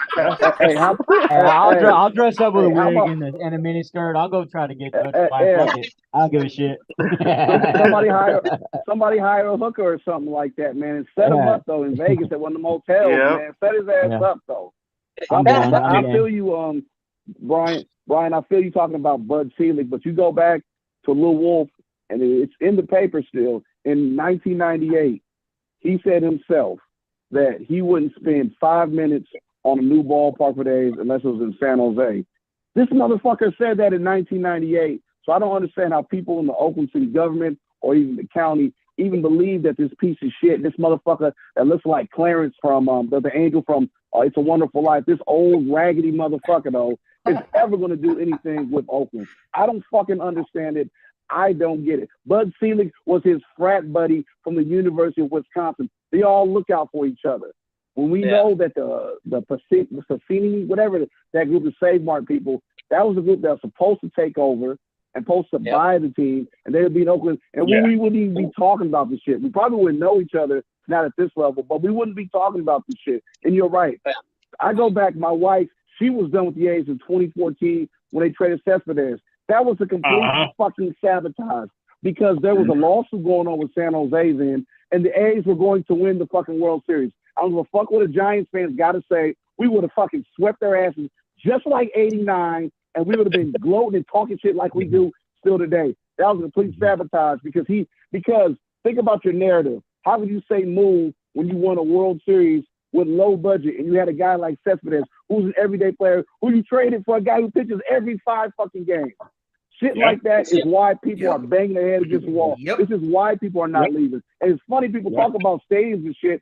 The team that we've learned to hate so much, the trash can people down in Houston. Do you guys remember what those attendances looked like in the Astrodome? before those last Yeah. 3 years, they got Randy Johnson. They started making the playoffs. When they knew they were getting a new stadium in downtown Houston, that shit never dropped, maybe once or twice below 2 million. But they struggled throughout their first 20 plus years, or 30 plus years of getting over 2 million in attendance. And Oakland has got over 2 million in attendance hella fucking times. So if we got a new stadium downtown in a preferential place, we would do the same shit, but probably do even better than them. Mm-hmm. All we want is the opportunity to show our work. But you got to give us better than an old raggedy place. We love the Coliseum, but it's old. We understand the sports economics in baseball and sports. Yeah, but if we're not given that opportunity, how the fuck are you guys that are in Tupelo, Mississippi, or in bumfuck Iowa going to tell us any fucking thing about attendance? I can't listen to you. I can't respect your grind. I can't. No, that's true. That's true. And the crazy thing is they keep blaming Oakland. They keep blaming Oakland. As a $12 billion fucking development at Howard Terminal, how stupid is that? You know what I mean? Like, Yeah. You heard Lacob talk about it. You just need to put a stadium there. It's Jack fucking London Square. It's beautiful. You just put a stadium there. You put some small development around it, and that's it. You don't need a $12 billion thing. So, I mean, literally, Oakland raised $950 million. Like, they did their fucking part. You know what I mean? Yeah. And, Yeah. now, the Coliseum could have been something, but you would have had to start that work 30 fucking years ago. And then by now, you would have that whole area would have been completely revitalized and everything like that. But that ship has sailed. You know what I mean? Yeah. That ship has sailed. Yeah. They had Well, let multiple me opportunities, real quick, Mike, before you continue. To add to this go, as go. well. Also, with the Raiders in Oakland, they had multiple chances to get a new stadium as well. But yet again, team ownership failed to do that as well in time. So that means you could have had the Athletics and the Raiders playing either Warriors too. Exactly. Playing at the same stadium. You could have been doing the same thing. There is enough room on the Oakland Coliseum site for all 3 teams to have their own facility set up. There's plenty of room there. They could have done this years ago. There was a plan for Coliseum City. I'm not vague on the details, but there was room that they were at one point trying to do all 3. But John Fisher signed that contract in 2014 that ruined that. And that forced the Raiders and the Warriors out. Now, I understand there's a lot of A's fans out there that were not Raider fans. And it sucked going there at the beginning of football season and the baseball season, and you're out there watching the game and you see the outline of the field on there, which looked cool, but the center field grass, where Brian's favorite center fielder at the time, Ramon Laureano Rome, had a horrible looking ground to run on because they had the stadium seats on the grass, and the grass looked like shit for part of the end of the baseball season in September. But let me ask everybody on the panel, all 5 of you guys. I don't know how long you guys have been A's fans. I've been going since 1982 when I saw Ricky Henderson steal 3 bases in one game as a 5-year-old. I'm showing my age, but I give a shit. I've been rooted in Oakland since 1977 when I was born. But let me ask you 5 guys, and I'll run down the line with Denny, Rob, Brian, Boss, Gabe. When we were watching the A's in the early 2000s, do you guys remember how many fans were showing up before the Lou Wolf era, even though it was Shots era? Do you guys remember the fans we had? We had an average of 15,000 fans on a basic Monday and Tuesday night when we had the last couple of years barely 3,000 fans, even on free fucking parking Tuesdays. What are your guys' thoughts watching the fans dwindle over the years when we were there, but when you make these goofy ass changes that Lou Wolf did, John Fisher has done, Cavill, fucking who looks like Skeletor now because this guy had some weight on him in 19, but this dude looks thin as a fucking skeleton right now, bro. He's not eating. He's stressed out with what's going on. What do you guys think of this situation? The attendance was there. Even when Cespedes was there, like you were saying, boss, when Cespedes was there, the fans were fucking there. Denny, what do you think of the dwindle since pretty much 2014 of the fans? We had them, but now they're gone. Tell the world what we know, but they don't. The fans were there at one point, but they're not there for one reason. Yeah. Well, I think a lot of people overlook the fact you kind of alluded to it in that the early 2000s, from 2001 to 2005, which is the first year, Fisher finally took over in March of 2005. They drew over 2 million fans each year. Yes. The A's were knocking down in the mid 20,000s every game, and you have to consider in a 2-team market when you're the second fiddle and the team across the water just built a new stadium and they have the premier player in the sport and you're still able to pull in 2 million and they're pulling in 3 million. That means 5 million people in that region went to a baseball game that year. That means there's some damn interest in that area. And you got to get your shit together and bring in more people. And it's on you to promote your product and it's on you to get out there and hustle. But the A's didn't do it. Well, excuse me, John Fisher didn't do it because once he took over, once he was in the driver's seat, because like I said, he took over March 2005. So 2005, he was basically kind of going on cruise control from the last administration. So let's say 2006 is their first full season of having control. What was their first fucking thing they did? They said, you know what? We're closing the third deck. We're closing the third deck. We want it, and they didn't say it outright, but a lot of people even speculated to it then. They said, are they trying to suppress attendance? And from that point on, all of a sudden, they started drawing less than 2 million. And I think ever since then, they've only had maybe 1 or 2 seasons where they actually eclipsed 2 million. So what changed? It goes back to ownership. But a lot of people don't want to look at that. No, people don't want to hear that. Rob, how about yourself, man? What do you think? The first 4 games of this season, we barely had at the Coliseum 24,000 people, and the lowest opening day attendance was 24,000 in Tampa Bay. What is your thoughts of the dwindling of the crowd in attendance over the years with yourself, Rob? Well, real quick, Rob, before you answer, I hate to do this to you guys. I've been loving this chat, but seeing as how I'm on the East Coast, I got to get up at 5:30 in the morning, so I got to go and get off here for the night. But it was nice meeting y'all. Hope to see you guys in the near future, and I got to get out of here. Later, brother. All right, Joseph. Thank you, Joseph. All right, brother. Peace, man. Later, Joe. Go ahead, ahead, Rob. Rob. Go for it, brother. Yeah, well, to me, up close with surrounded by all you guys, basically, that's our voice. That's our voices being heard. You know what I mean? The attendance to me is the reflection of that. But I also think it's a cumulative thing of the reality. I'm a firm. So going back to Dennis's breakdown of everything, I also firm believer in the investment of everything. San Francisco's put out a good product. And that's a strong competition. That's easy to buy into. If you're on the fence of who you're going to pick, especially like over here in the valley and stuff, you got to pick A's or Giants kind of thing. It's easy to go towards the Giants and everything else. Like I said, Sacramento's a big market for the Giants. So I just think that today's thing is like a cumulative effect of, number one, I think our voices are being heard. I think everything with this the boycotting and everything else is making an impact. And I think it's showing we don't want to give them any money of any of our money. And then at the same time, I think people are kind of, all right, they're done. So, but overall, baseball as a whole, the Giants are struggling too. So, to me, doesn't MLB have a feeling overall? Everybody's kind of kicking back at them a little bit. I mean, the thing in Kansas City, the vote on that with and everything else. I just feel like people are starting to kind of, I don't know, kick back at the ownerships and at their teams. But then you see teams like St. Louis, they're in heaven out there. I mean, that thing's like a beautiful, like poetry out there. So, so my feeling is just the low attendance and everything else is just. I'm hoping I'm buying into my thing is I'm hoping people are buying into the boycotting of it and kind of giving up on this ownership group personally. Yeah, personally, no, they have to, because you look at it. From 2000 to 2014, that was more of the A's territory because the A's were the River Cats. That was their minor league team for 14 years. So they had a little bit of following up there, but then it kind of shifted back over to the Giants, and that's why they let the A's go back in, I think, 14 when the A's went out to, what was that, Nashville, right? Nashville Sounds. Right. Hey, speaking on that, so there's conspiracy backing into that, right? They're trying to abandon everything out of the area. You know what I mean? Mm-hmm. If you want to really talk about it, they started breaking everything down like you guys were talking about with the trade and everything else. There's more to it than that, breaking them out of Sacramento and stuff like that. Definitely. Gabe, what is your thoughts of the dwindling attendance and ownership blaming us, the diehard fans that are there game in, game out?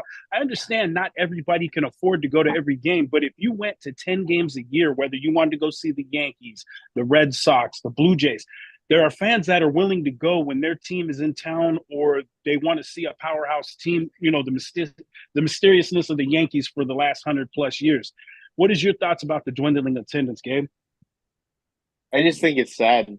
It just, like I said, it's I think what sucks is for me is because I think it's because of me have how I don't want to say late, but I guess in a way how late I was to join to the party because like all of you guys you've seen the 2000 eras and stuff like that. For me, I didn't really get truly invested until 2013 when I kind of fell in love with everything else. When I got invited to the Stephen Vogt walk-off game in 2013 during the Tigers game 2. I bought in just because of like the environment that I was in. Like I didn't care that the Coliseum was how it was. The Stephen Vogt literally from that walk-off hit and seeing how the fans reacted to that walk-off hit and seeing how baseball to me is magical. It just turned me on, and from there I just wanted to just watch baseball, and I wanted to watch this team and everything else, and I just wanted to do a lot of things with be a part of the fan base and be a part of like the right field and left field crew and just be a part of that, be everything a part of it. And the thing is like I hear it all the time, like everyone, like Rob and Brian and everyone else, they tell me like, oh yeah, back in the day we had dollar hot dogs and stuff like that. And for me, it's like, I only wish that I, could have bought in sooner or that I was a part of that because I'll probably never get to see anything like that. Pretty much anything that happened before my time is, all of you guys got to witness like a World Series championship or, a playoff game that went past the first round or just anything like that. But for me, it's like I come in my first year of season tickets. It's like I actually felt like I was treated like a fan, and then just to see it go straight down the rabbit hole and just go straight down the toilet, it's sad to see. And it's like if anything, it's sad because like I said, like I've had family members who were bought in. They taught me to be a fan, an A's fan, and seeing them now they don't want anything to do with it, and I'm literally probably the only person that's probably going to attend an A's game this season. Just I guess by choice is it's sad. And then not only that, but seeing all my friends, like I go there, and at one point I went there by myself, and I made friends with all of these guys. Everyone in pretty much in this chat, I've gone and made friends with at the Coliseum, and now coming to this year, it's like, I'm going because I'm documenting what's going on and I'm helping out the Summer Cell documentary. But, it sucks to not see some of you guys there. And I understand why you guys aren't going. I'm not judging anybody for not going. I mean, I'm not even going to some of them myself. But when I go, it's like, I guess you can say I'm expecting to see those same people who I grew up watching the games with and expect to see there. And to see them just drop like flies one by one, it's pretty pretty disgusting, and it's kind of I don't even know what other word to describe it as. It hurts to see. It really hurts to see. It definitely it is. I got to get ready to jump, guys, but I'll ask a couple of more things so you guys can continue on as long as you like with Steven, as long as he's running the show tonight. I'll have Brian and Boss go ahead and answer the same question. But go ahead and let everybody know after you guys finish up your questions, what's in store for the future of parties, block parties, boycotts coming up at the Coliseum to let people know, because I know to myself, the one big slap in the face is the very last day they want to offer a giveaway of the Oakland Coliseum replica stadium giveaway. And I'm sitting there shaking my head. I was like, this is something you guys should have done years ago. We haven't had a giveaway for how many years to Coliseum? And then when they started giving giveaways back, they were shorthanded. Oh yeah, we got 10,000 on hand, like the Viper glasses. They said they had like 10,000 on hand, and they end up only giving away 2,000. What kind of bullshit is that? Where you going, Rob? Yeah, you know what happened? Even less than 2,000. You know what happened with those pit vipers, right? Rob, tell him what happened with those pit vipers. He's on mute. You're on mute, Rob. You're on. He's on mute. I don't think he knows. There he goes. No. Mute. There you go. My There bad, it my is. bad. I'm sitting there yelling my story. My bad. So you know what happened was, so they have about 10,000 of these they threw away. These are the ones that were supposed to be given away. Oh So wow. they tossed them all away because Pit Viper got mad because they ordered them directly from China, not from Pit Viper, but put Pit Viper on the advertisement. Pit Viper said those aren't our glasses. So they ordered them, they got them, they had 10,000 of them, and they threw them all away.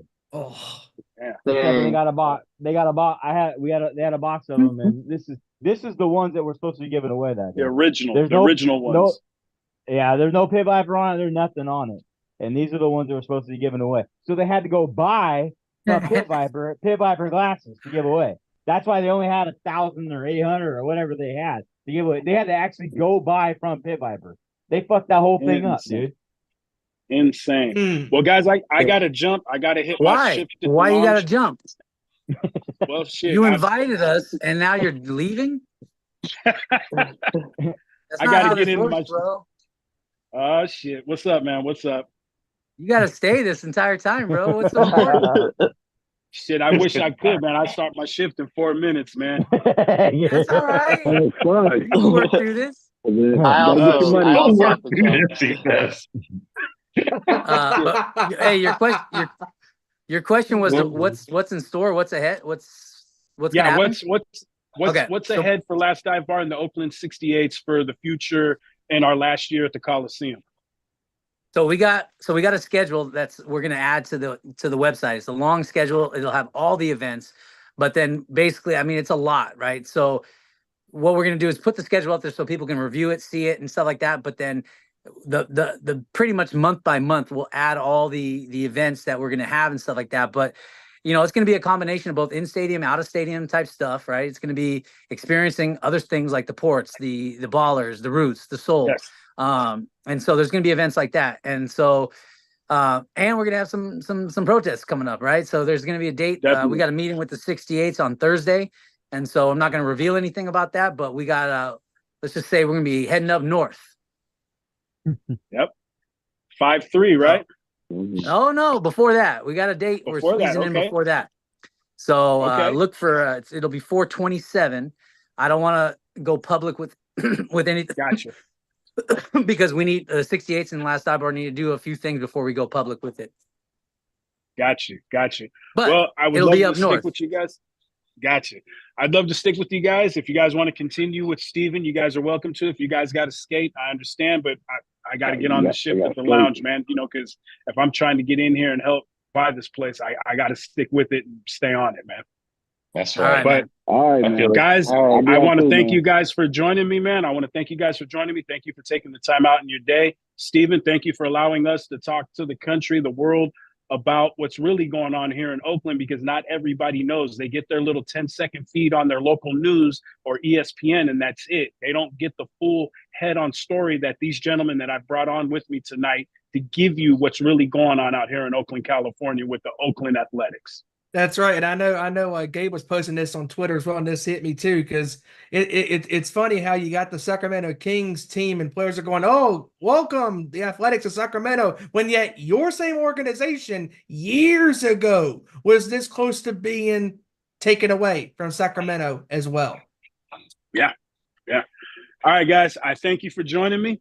I will catch up with you guys, and I will be seeing you guys at upcoming events you guys set up. I will be full force with you.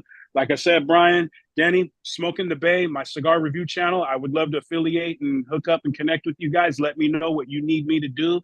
I am here to help you guys out 100% because we are rooted in Oakland. And what's your new wristband there you guys got, Brian? Staying with Oakland, baby. I stand with Oakland. They just came in today, so I'm at my production crew, Suey Prince. I'm at the Last Dive Bar headquarters, and so I just dropped off the first batch. It's 1,200, and then we have another 2,000 tomorrow.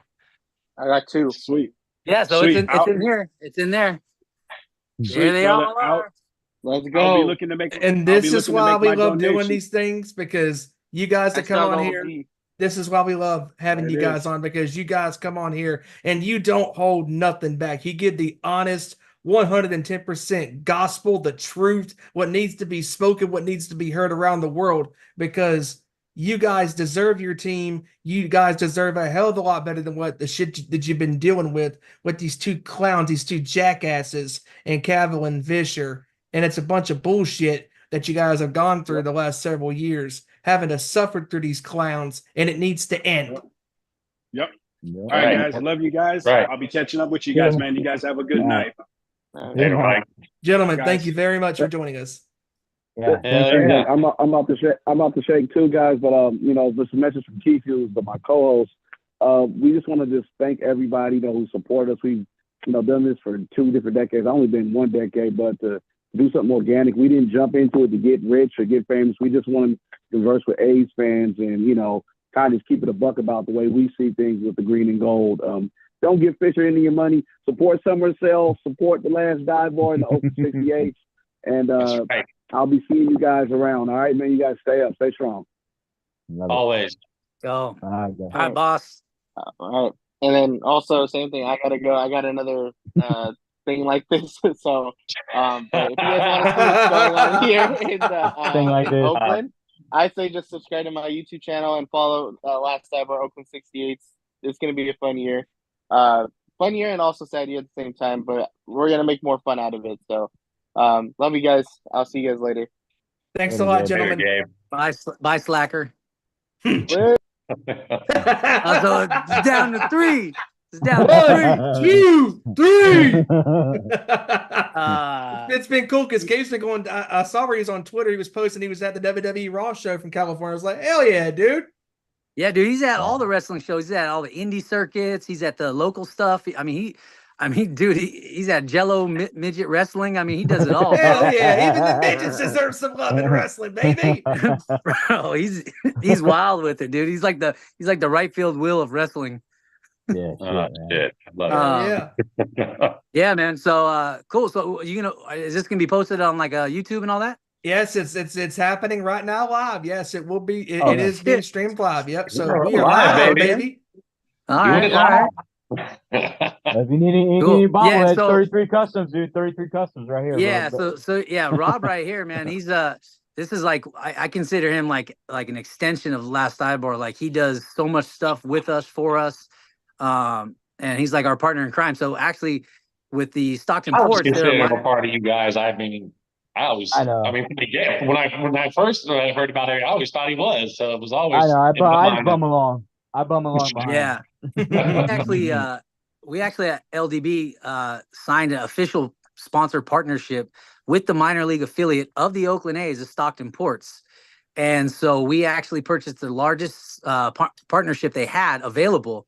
And then with the wristband gate and everything with the sales that came in with the wristband gate, we went and doubled it and added an additional sponsorship. So we're like one of the biggest sponsors of the Ports now. It's going to piss the A's off so much, but we got the big event 5-3. It's a huge luau night we're going to be doing there. So the 68s are coming up. We're coming up. We got a barbecue guy coming up. We got a luau drink lady coming up. Ooh, so sweet. I added her today. So we got food and drink in the parking lot. We're going to have a tailgate. We're going to have games. I don't know, Rob, you bring your shit, whatever you want to bring. Yeah. And then we're going to basically we got discounted tickets that the Ports gave us within a special link. You can get discounted tickets, and we're renting out the entire outfield. They got this big party deck, so we're renting that out. We're gonna deck it out like a theme night, basically like a luau. And then everybody's gonna wear grass skirts and luau shit. And then after that, we got 2 promotional dates that's not yet on their calendar, but one of them is a giveaway that Rob is doing and working on for us. And so, so together with 33 Customs, we're actually doing a giveaway for the Ports, and then we're also doing another giveaway that'll match the giveaway that Rob is working on with us. So we got 2 giveaways there, and then we got another date that we're going to be doing at the end of the year with them, and then we're going to fill some stuff in between and everything like that. That's awesome. It's gonna be a blast. That is awesome. Yeah, I mean, the Ports, they're an organization that understands the value of what a fan is. They understand the value. They look at fans as actual people and individuals that they're of service to, right? And that's the way baseball should be ran. And that's the problem right now in MLB is you don't have that. You got You got big corporations that think the fans are expendable. They want to extort communities and say, if you don't give us hundreds of millions of your community taxpayer dollars, we're going to move our team. And every team is susceptible to it. Look at the Kansas City Chiefs. They won back-to-back Yes, and Super we were just talking about that here on the show about an hour ago because I had a Yeah. friend that called me yesterday and she was like, "Have you heard about this?" I said, "No." And I was like, "Are you kidding me? The two-time defending Super Bowl champions back to back going into this season, they could be gone the fuck out of town too. It's crazy. Right.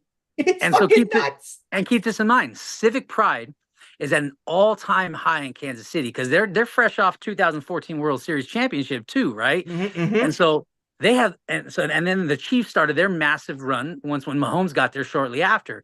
So they have the highest amount of civic pride. And what happened when it went to vote and the decision to put public funds towards their stadium was given to the public? What happened? KC said no, fuck that. And you know what's interesting? What I mean? Oh, real quick before you continue, Yeah. it's also interesting too. Again, and like Mike just talked about, and like you guys have talked about with the athletic situation, ESPN is not even talking about this. They're not. Well, they are. They're not like on loop, but there's certain announcers that use their segment, which we posted. Yeah, certain announcers, but them. not to this level. I mean, because eventually this will become a big story eventually. Well, it already is. I mean, Barstool Sports talks about it on a daily, right? And then also the Rich Eisen show talks about it. We just posted a video today from Rich Eisen. Rich Eisen is a huge national media guy. Yes, obviously. You know, the DA show is a huge national show, and he originated from CBS and stuff. So there's a lot of national people that are talking about this, and it's just the narrative has changed to where if you speak against the current narrative, you're just ignorant. You're done. You're out of the know. You know what I mean? You're like, and us at Last Dive Bar, we got people bitching that we're blocking them and shit like that. And it's like, yeah, because we ain't got time to fucking educate you if you don't want to be educated and you don't want to understand the actual truth of what's going on. You just want to sit there and say the team should move because there's no butts and seats. It's like, wake the fuck up, bro. Like, exactly. Wake the fuck up. Because the Chiefs for years have had great attendance. You know, they've had success and people are still coming to the games. You know, and Mahomes has had an incredible run with the Chiefs and winning those 3 Super Bowls in the last 5 years. And it's madness, man. I mean, like, because when I got the phone call yesterday from one of my friends, I was like, "Are you kidding me? Like, this is crazy." Because this is the first I heard about it. I was like, "No, I haven't heard about this." And it's madness. I mean, to think that this team who just won their 3rd Super Bowl in 5 years could be leaving Kansas City. Like, it's crazy. And just because they win those Super Bowls and they do all that, that's what teams are supposed to do. Don't sit there and then turn around and say, "Oh, now you got to pay us money or we're going to leave." Like, this is what you're supposed to do. You're a fucking billionaire. You're a billionaire corporation. This is what you're supposed to do with your product. And then you don't turn around and then like do what Fisher does and completely just shit on that product for so long, right? And shit on the consumers and then turn around and blame the consumer and use that for a reason why the team shouldn't be there and that the city is not viable and the location is not viable. San Francisco Giants have no fucking problem marketing to their consumers, right? Nope. And it's also, virtually the same market. And also is keeping up with California, also the Los Angeles Lakers, you know, down there. They have no problems marketing because they're a huge organization when it comes to basketball. Well, Dodgers in that case, you know. And the Dodgers as well. And then one thing is, one guy I want to shout out is Todd Saran of the Oakland 68s, right? He's their treasurer, but he's an accountant, right? He does numbers in his sleep for a living, right? Mm-hmm. The guy put together an entire fucking spreadsheet about the correlation between attendance and money invested from the ownership group into the team. And there's a direct correlation. The more you spend on the product on the field, right, the more attendance goes up. The teams that don't spend, attendance is negatively affected. Exactly. And the biggest culprit of that is the A's. And who's struggled with attendance the most? The A's. But it's a direct result of the ownership not investing into the product that they're putting on the field and around it. You know what I mean? I mean, the math is, you can't, I mean, 2 + 2 = 4, but you got a lot of ignorant people say, no, 2 + 2 = 5, and it's your fault because you think it's 4. That's not the way this works. Yeah. Well, sorry, I talked about it earlier, Brian. You know, people, you know, see that the team doesn't invest, so they start saying, "Well, why should I invest in a team?" And, you know, exactly. You have you know, your casual fans, you know, like, you know, use me as an example. Like I hadn't missed a home game for I had a 5-year streak going prior to the season. And Yeah. finally, after all this bullshit, I've been fed up, and I said, no, this is it. Now this is where I'm going to cut the line. Well, how many Yeah. more people out there, the vast majority, are not like me? They're not hardcore crazy idiots about this shit. So their line came way longer before mine did. Oh, They yeah. said a long time ago, probably back in, I've heard people from the mid 2000s, say, oh, yeah, I don't go to A's games anymore because, they don't spend money on the team. They trade everybody. And then you Yeah. think of, years after that, I've heard people, in 2014, 15 say, no, this is it.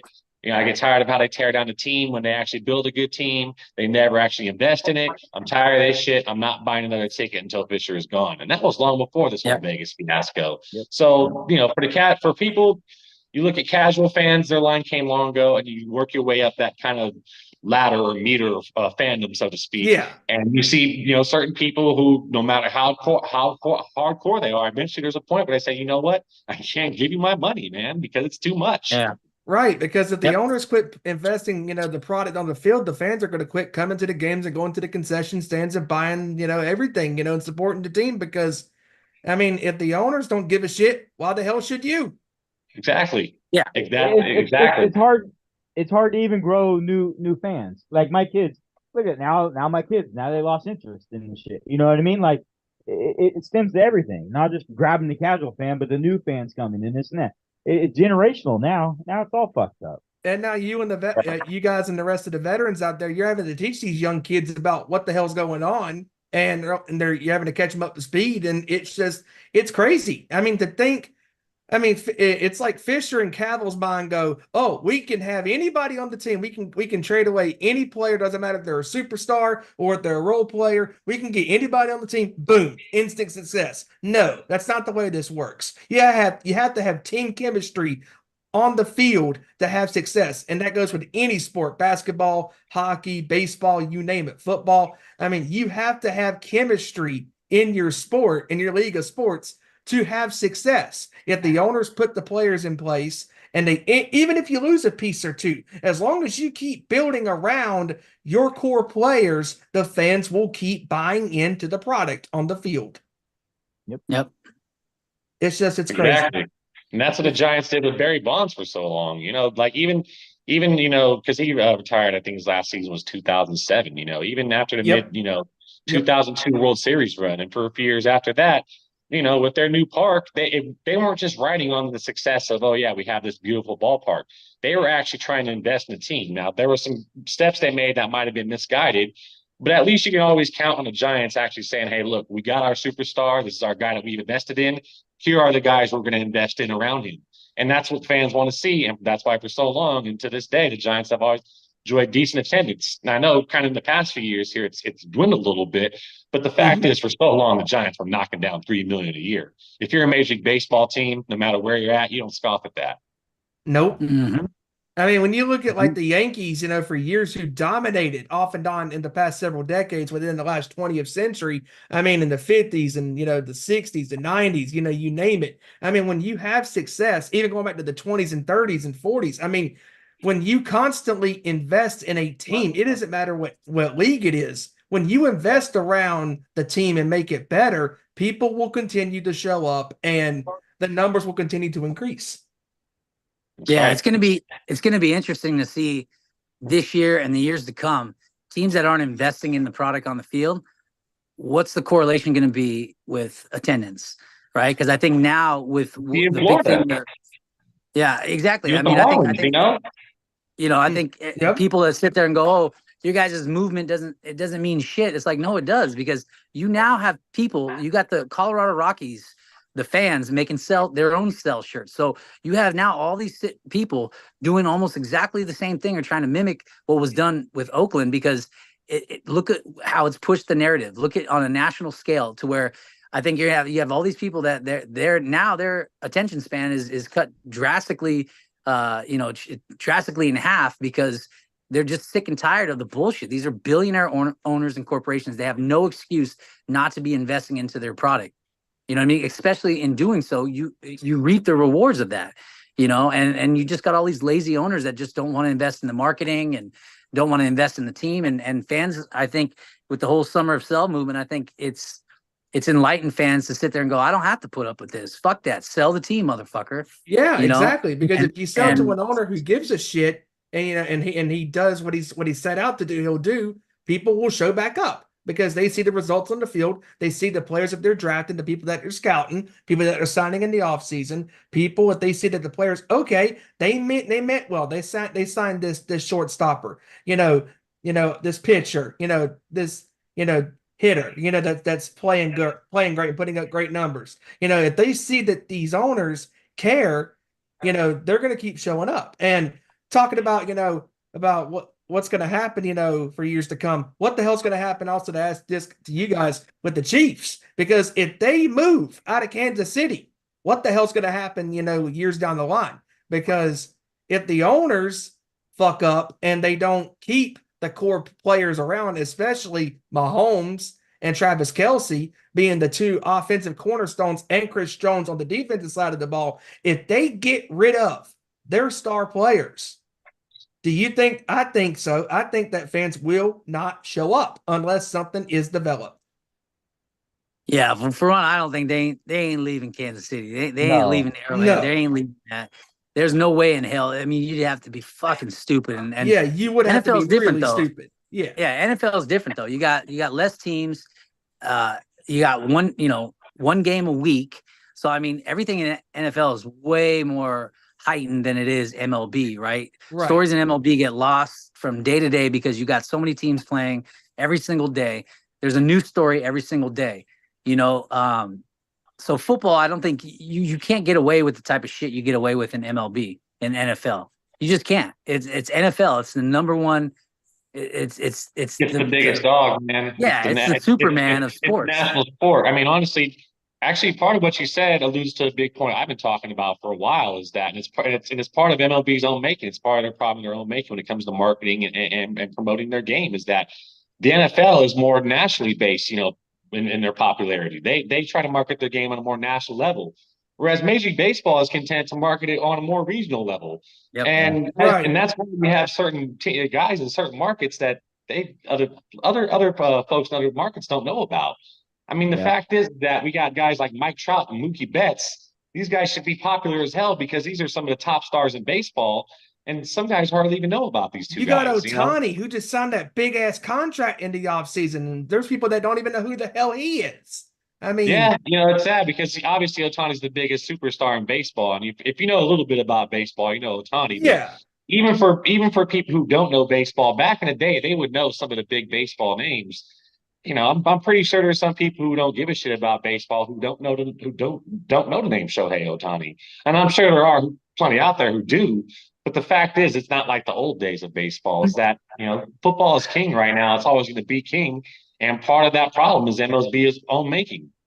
And what's also frustrating, real quick, it was also frustrating too, is you had the first week of the MLB season in Korea, I believe, right? When it was the Dodgers and the Padres. And you're playing this game, 6 o'clock here on the East Coast in the morning, 3 o'clock on the West. What the hell is that? Fucking stupid. All that hype for Ohtani and the Dodgers, and you're playing him in a game that nobody in America is going to fucking watch. Like bad marketing. So bad marketing. No, but I mean, what Denny was saying, like people don't know these players. John Fisher don't even know his own fucking players. Like, if that doesn't tell you everything you need to know about baseball's problem, I can't fucking help you. 68s can't help you. NorCal Nodders can't help you. Like, fucking Jesus can't fucking help you. Right. You know what I mean? Like Jesus himself cannot fucking help you, dude. He's giving up on you, dude. He's giving up on you. Yeah, he's throwing in the white flag. He's like, fuck it. That's it. Yeah. But what's it called, guys? I gotta bounce. I gotta get home and get dinner and stuff. But I'm gonna go. Man, this was a blast. I mean, we thoroughly enjoyed having you guys on and you guys giving your honest, passion-filled takes, on these two carnies, these two, bullshit owner and president, respectively. I mean, we enjoyed doing this again, and we look forward to doing it again down the line when the timing is right, fellas. Sounds good. Yeah. Thank you, Steven. Yes, sir. All right. Hell yeah, Rob, I'll FaceTime you later. I got some shit to show you. I know. I missed you last night. Sorry. Yeah. Never stop. No, it's 24/7, bro. We're fucking machines. That's right. That's right. That's right. All right. Thank you, guys. Cool. Good seeing you, dude. All right. Yep. Y'all Peace. too. Peace. Later, y'all. Later, guys.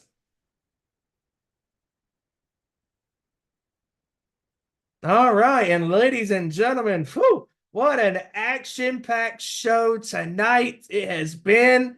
And wow. Yeah, this is why we love doing this, man, because we love having fans on who support their teams, who have the passion, who love to support their teams through the good times, the bad times, the ups and the downs, because not every team in sports has, you know, roses and all that stuff and the flowers blooming and stuff like that.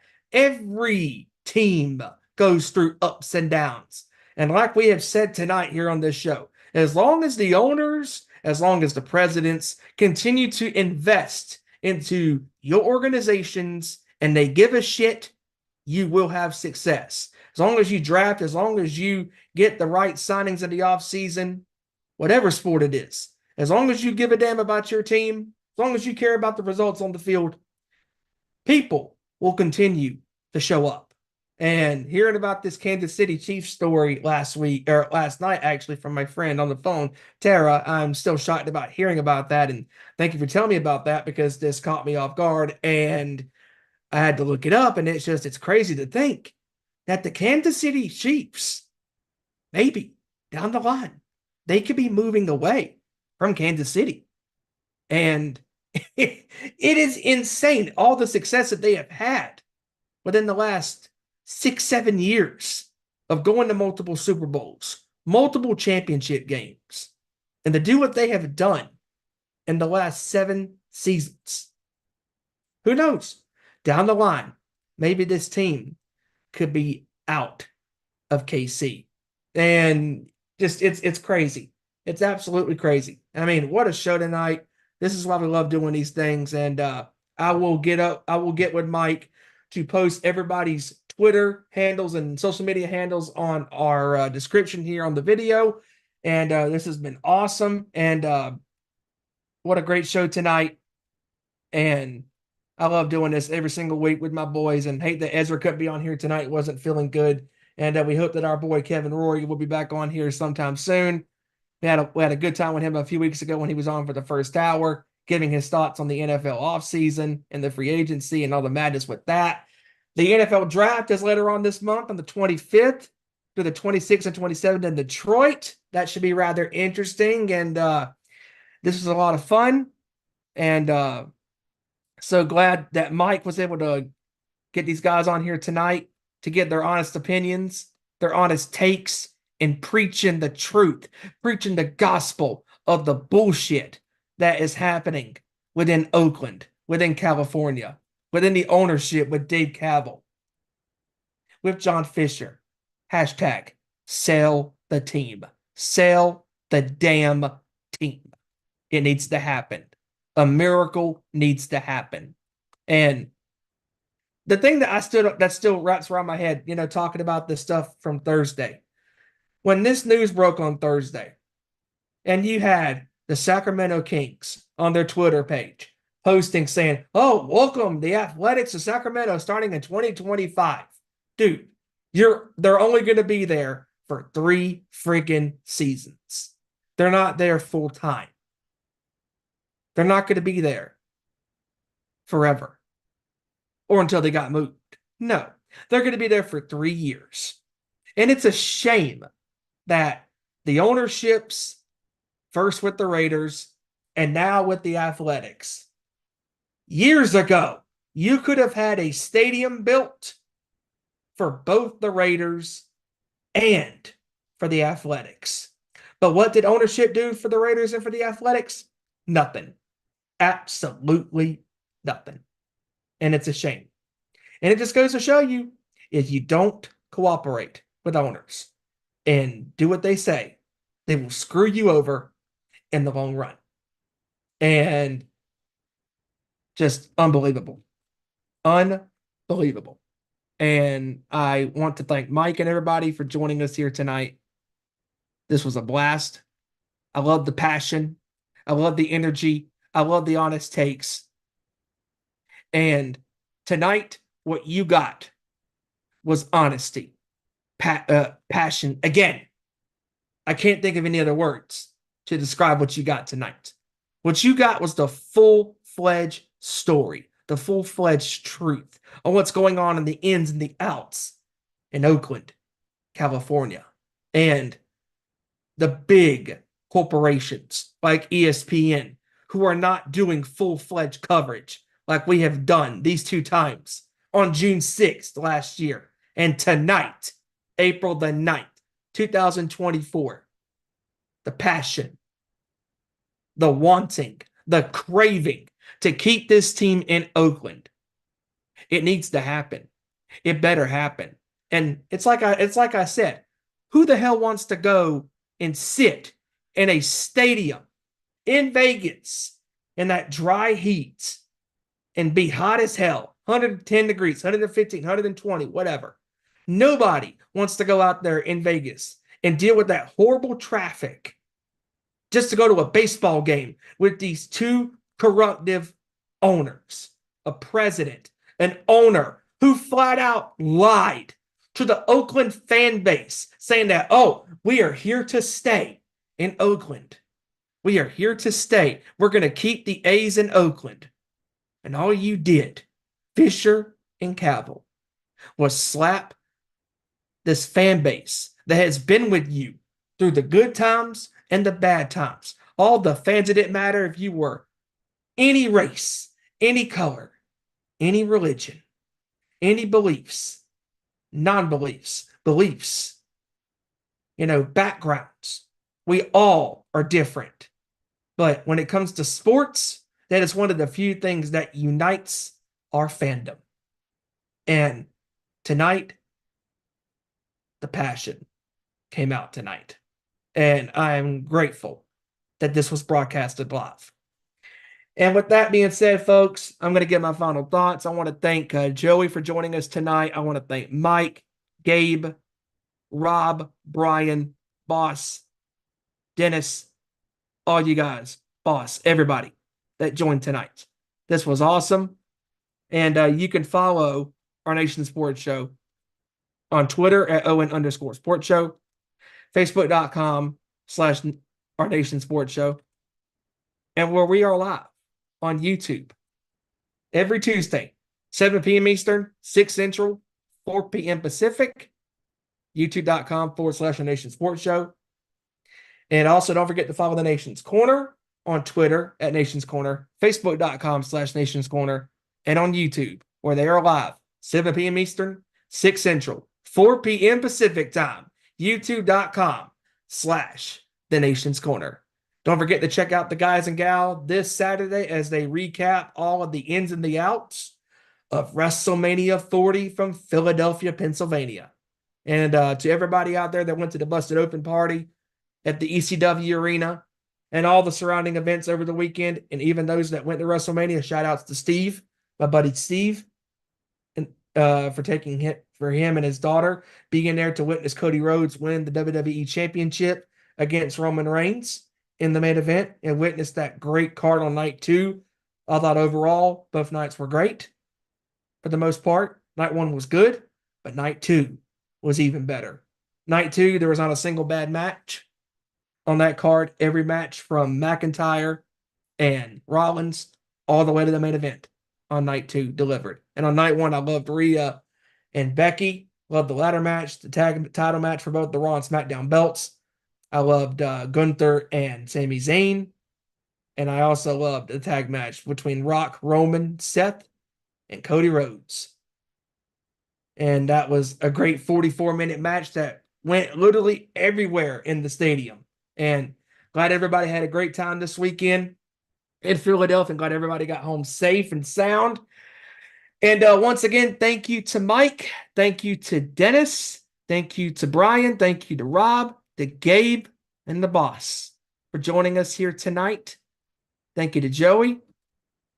So with that being said, and also thank you to William for being in the chat. Thank you for Randy being in the chat.